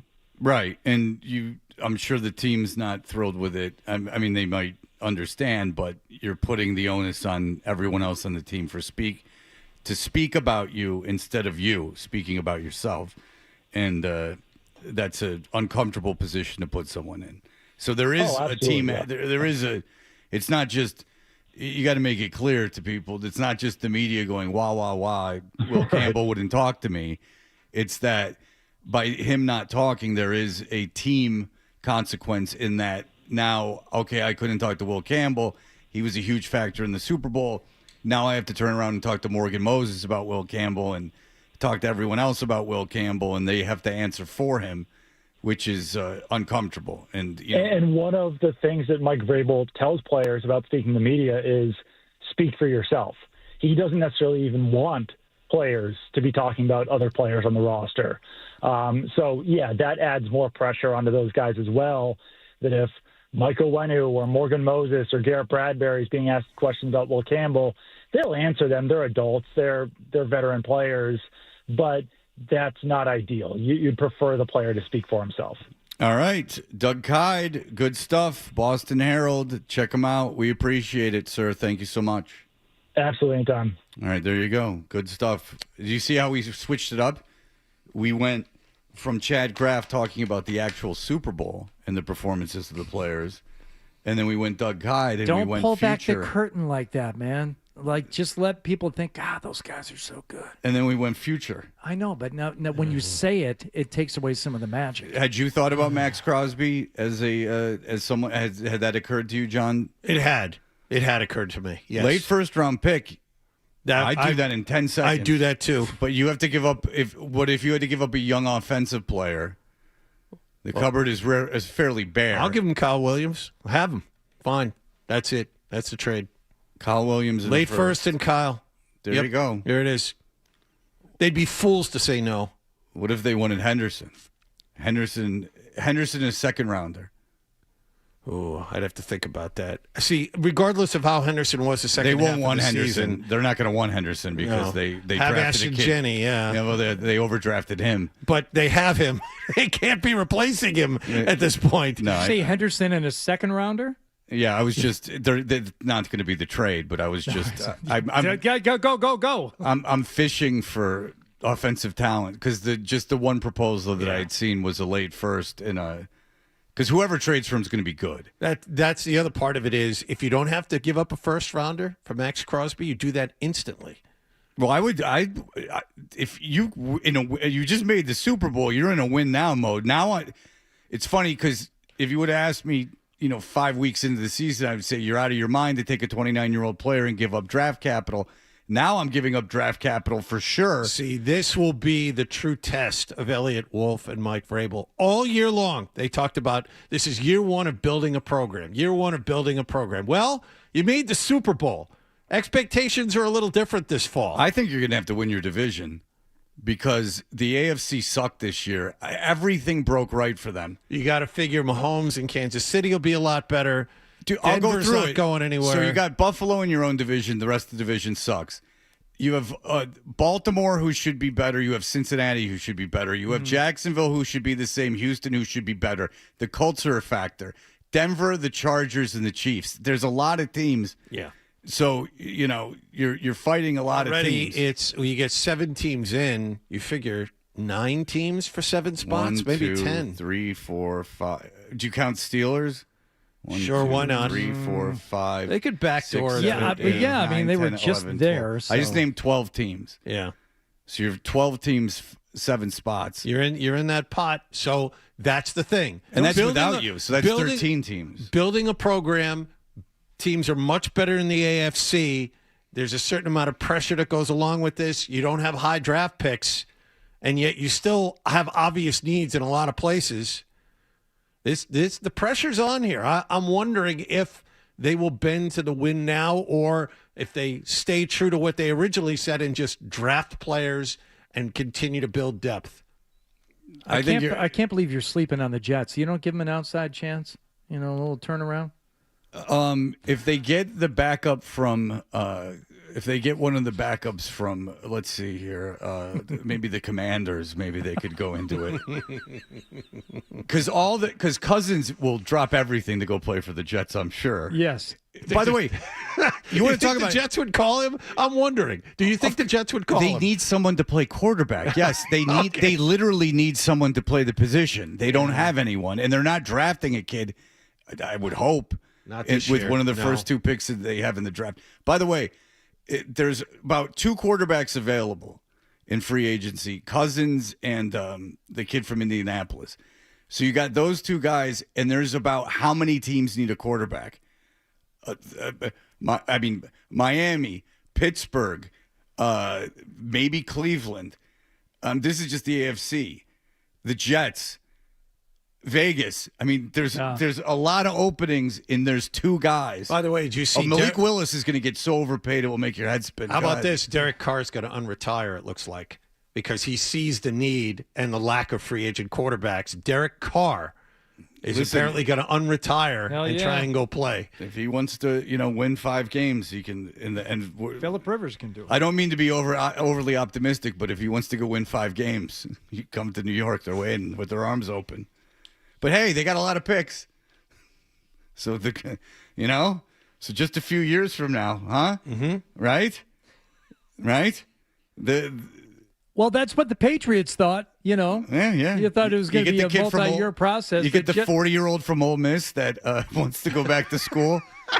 That Trinidad kid, Trinidad Chambliss. Yeah. You pop him in. You next stop Super Bowl. All right, we'll be back in just a moment. You're listening to Toucher and Hardy on the Sports Hub. Is it your dream to run the Boston Marathon?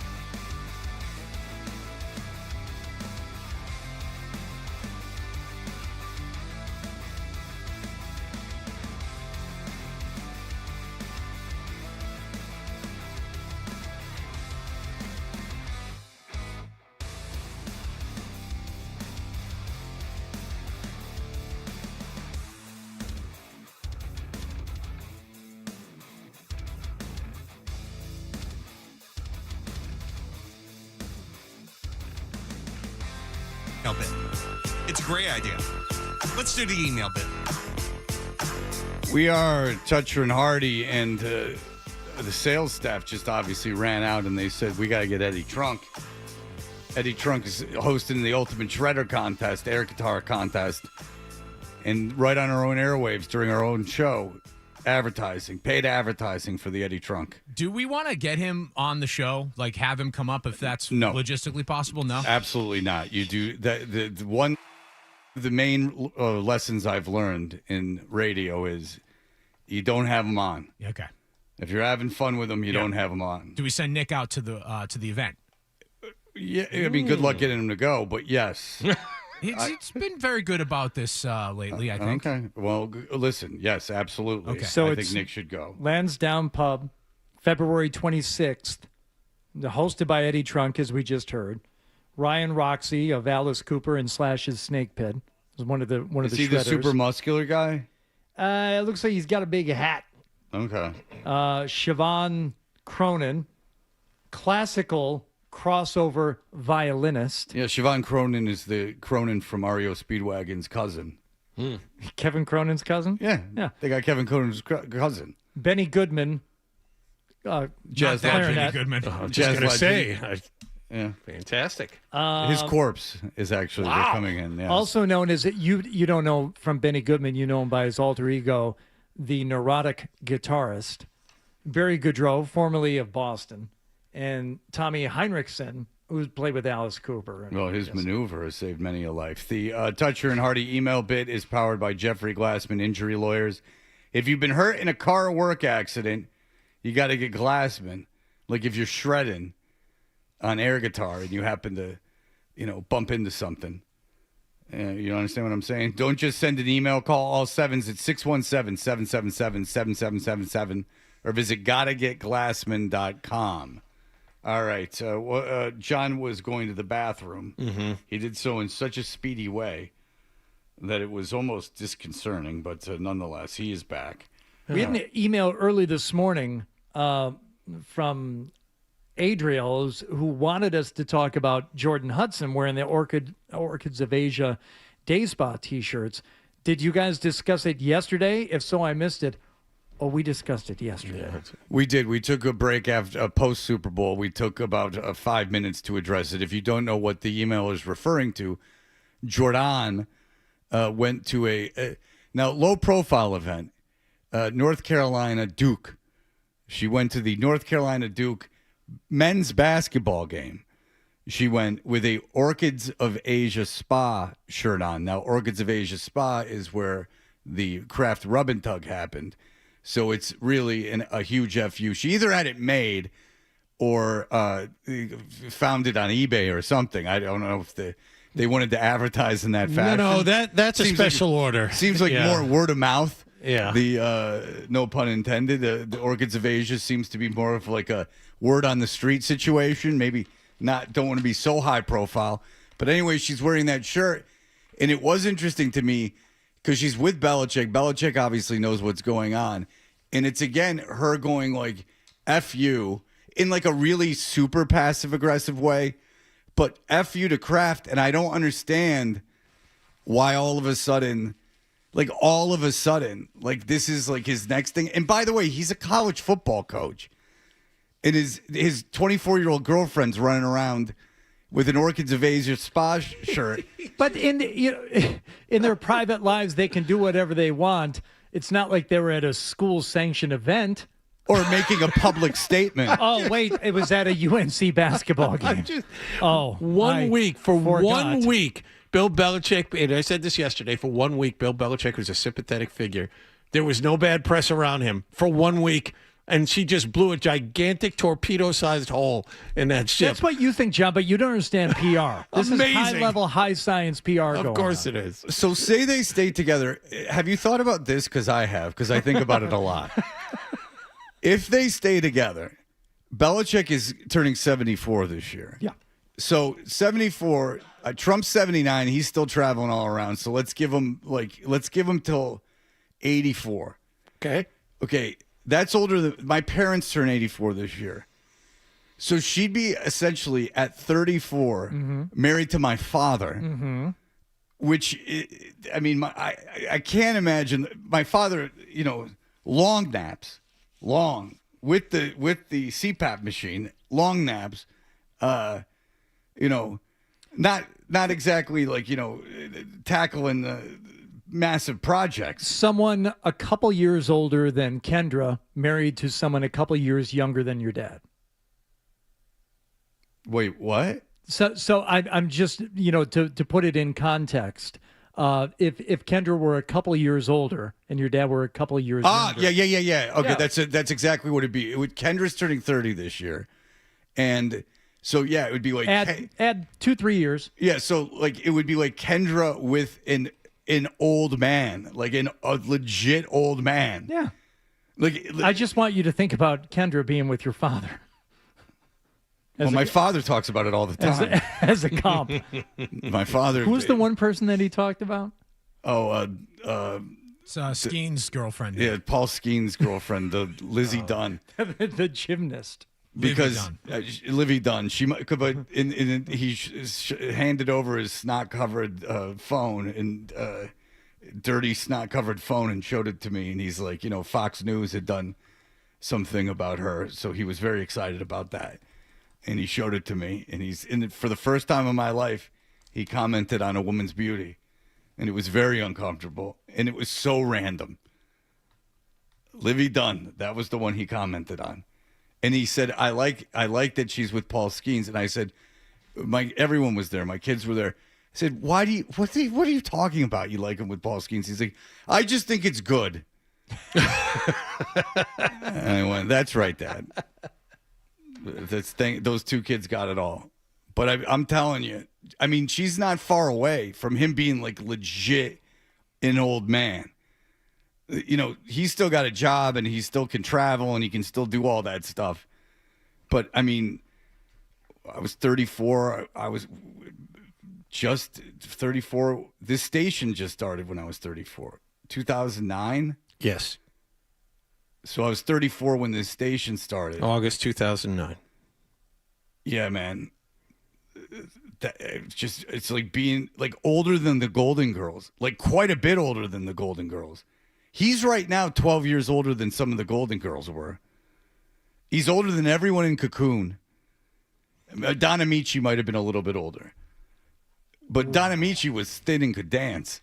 Mm-hmm. Don Amici, I could understand a young lady like falling into the cosmopolitan raconteur ways. Because that's the old guy you expect to be with the young woman, right?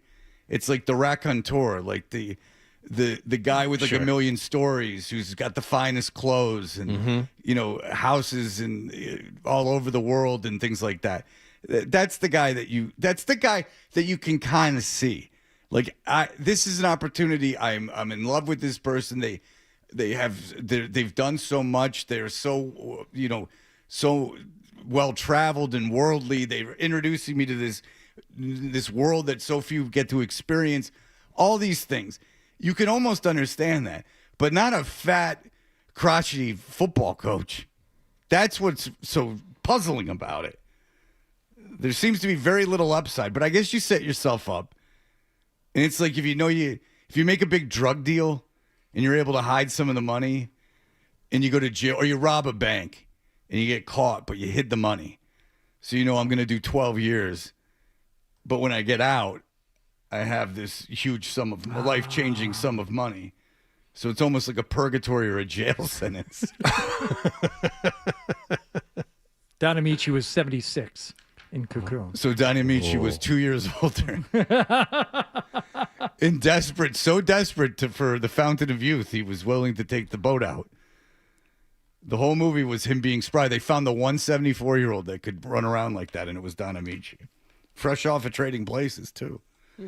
All right, we'll be back in just a moment. Here are the headlines. Sports Hub headline.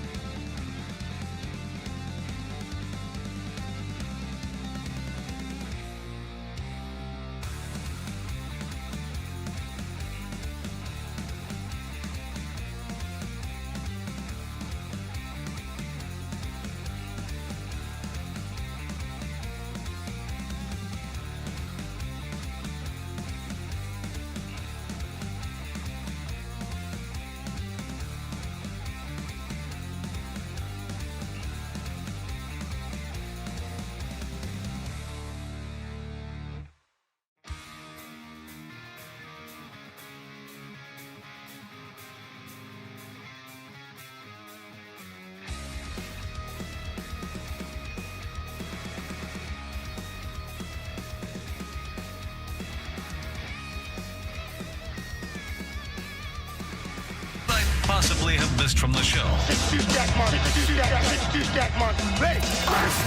It's time for The Stack. And everyone's on roller skates. That was a random, very random, out of the blue, the Usher one. Bruno Mars, not bad. Yeah, I don't remember much from it, but I take it was okay. Yeah, it was pretty good. I would assume there's a live band. Yeah. And that he played a lot of instruments and stuff. Yes. I mean, Prince is the only one that truly was, like, moving. Like, the power of performance. Like, someone that took that stage and kind of uniquely as an artist took it over. Just him. Like, it's... I don't know if another human being could pull that off, what he did. It's really quite amazing. He's in front of 80,000 people in the stands. 100 million people watching on TV. Everything's entirely live. His guitar, his vocals, it's pouring down rain. And he's like doing crowd work and crowd reaction. It was like he was at a club. Yeah, I don't know that we'll see something like that again. And it's something that was like universally like applauded and loved it. You need a performer who's like so comfortable and so in control of everything and has been doing it long enough that's still somehow relevant to be able to do the Super Bowl halftime. I don't know. Because now it's like a play. Like Bad Bunny's thing was like a play. There was a bunch of actors and people in sets and things. I mean, The Weeknd, I don't even know if you were there, if you could see him. It was all this like house of mirrors. Sorry, he was indoors a lot. I didn't think about that. Because like kind of the idea of a live performance would be the performer executing this thing, and the music is so powerful, and just by nature of performing it, it's so powerful that it's not very long. For 12 minutes, you're able to captivate an audience. That's an interesting point you bring up, though, Fred, bringing up The Weeknd's performance, is which artists have geared their performance more toward TV versus more toward the crowd in the stadium, and like how do you balance those two That's the brilliance of Prince's performance, and the reason that I don't know if there's anyone else can do it, is that it was just, I mean, there was a band and stuff, but you really couldn't see him, and it's just him and a guitar, and he's working the crowd and getting like a call and response from the crowd. But you watch it now, the guy's dead, and you watch it now, it's actually quite moving. His ability to do that.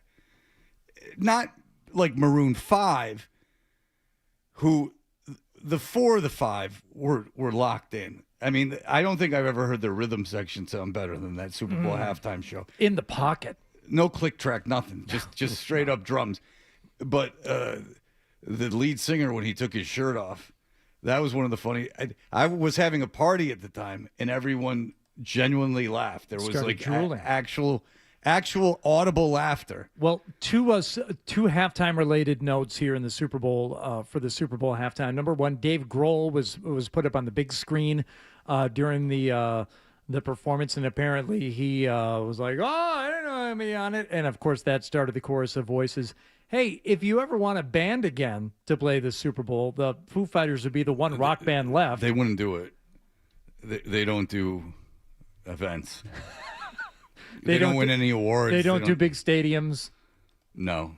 I think Dave Grohl would do my son's baseball game. I think Dave Grohl would shy away from all the things that you have to do leading up to it. Like if there were any documentaries or interviews to be done, I don't think Dave wants anything to do with that. I'm telling. He was in the Descendants documentary. He's in a documentary about barbecues. Yeah, I mean, if Dave Grohl wasn't such a great guy, Foo Fighters would not be nearly as popular as they are now. It's certainly not like that they're this all-world band, the one rock band that's still like existing. It's not based solely on their catalog.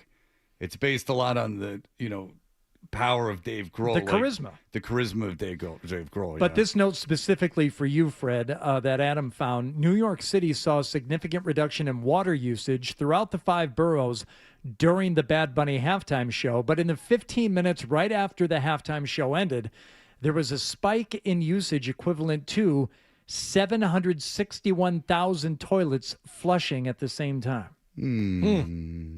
So so everybody held it, and then all went into the bathroom. Oh, yeah. What you don't understand is, because you don't speak the language like everyone else, because this is America, Bad Bunny put a call to people to turn on their faucets and let water run. He was trying to create a global water shortage. That's what you don't understand. You just read the board that said, like, love is hate and this and love don't hate. I mean, it was very controversial. Yeah. The message. Also, that's completely, it was almost satanic. But the message. The person who gave that toilet flushing information to Adam was from someone I did not get a chance to speak with, Brady, the Disney cruise princess. Oh. And I saw that on the social media, I guess, that you had while I was gone. Yeah. Everyone at the same time going, wee wee. Bad Bunny's on hold it. When it's over, you may release. Very quickly, Drake May is speaking this morning. Now, Will Campbell also spoke, said sorry for not speaking, but we have something here from Drake May. Okay, one other thing from Campbell before you get to May. Campbell just told the media he tore a ligament in his knee, was not nearly 100% when he was playing. Said not an excuse, but he wasn't full. He wasn't all So there. everyone that emailed me about talking about that injury and saying that they could tell that something was very wrong and that when he was carted off the field for a reason, and when they're screwing around with your knee, they can pretty much tell right away that something's dislocated and that there's a huge problem. Tore a ligament in the knee. Yes, right. Go ahead. Sorry to interrupt. And everyone said, we'll be back in 4 weeks and everything will be fine. He was back in 4 weeks, but everything wasn't fine. No. They carted him off the field. That guy's knee was jacked. And sorry, Hardy, I interrupted. I think we just lost. I think they made more plays than we did, and they were the better team on Sunday. And they deserved to win, and we just we couldn't. Speaking for myself, couldn't get enough going on offense to help our team win. May also added he also added he will not need surgery on the shoulder. I wish I made the decision to run it live. Because I don't think it hits as hard, not in real time. It's still pretty impactful. No, I know. But can you imagine if you heard it live? It's almost a shame that they taped it because it's beautiful that it existed. And then just those people that experienced it in that time. Do you remember where you were when Drake May did his Super Bowl post game? Well, listen. 2 days afterward. Good for the kid. He's standing up and he's talking to the media. There you go. All right. Scott's back, and he's wearing a lot of cologne. Or deodorant or something. You have a fresh smell to you. Big cut there on the chin there, too, pal. Oh, this is from 2 days ago, pal. Oh, wow. Yeah. It was fun at breakfast. It was just dripping. Oh, yeah, when you cut yourself shaving. Yeah, what's that little stick our dads used to have? The Styptic pencil. Styptic pencil. Yeah. All right. How you feeling? Tired. Yeah. It's a long week for you. You're out there for a long time. Yeah. All right. Long flight. Yeah. I can imagine. How you doing? I am good. How you doing? I'm all right. All right. I'm glad I didn't go. You said that multiple times. Yes, I'm very happy that I did not attend that.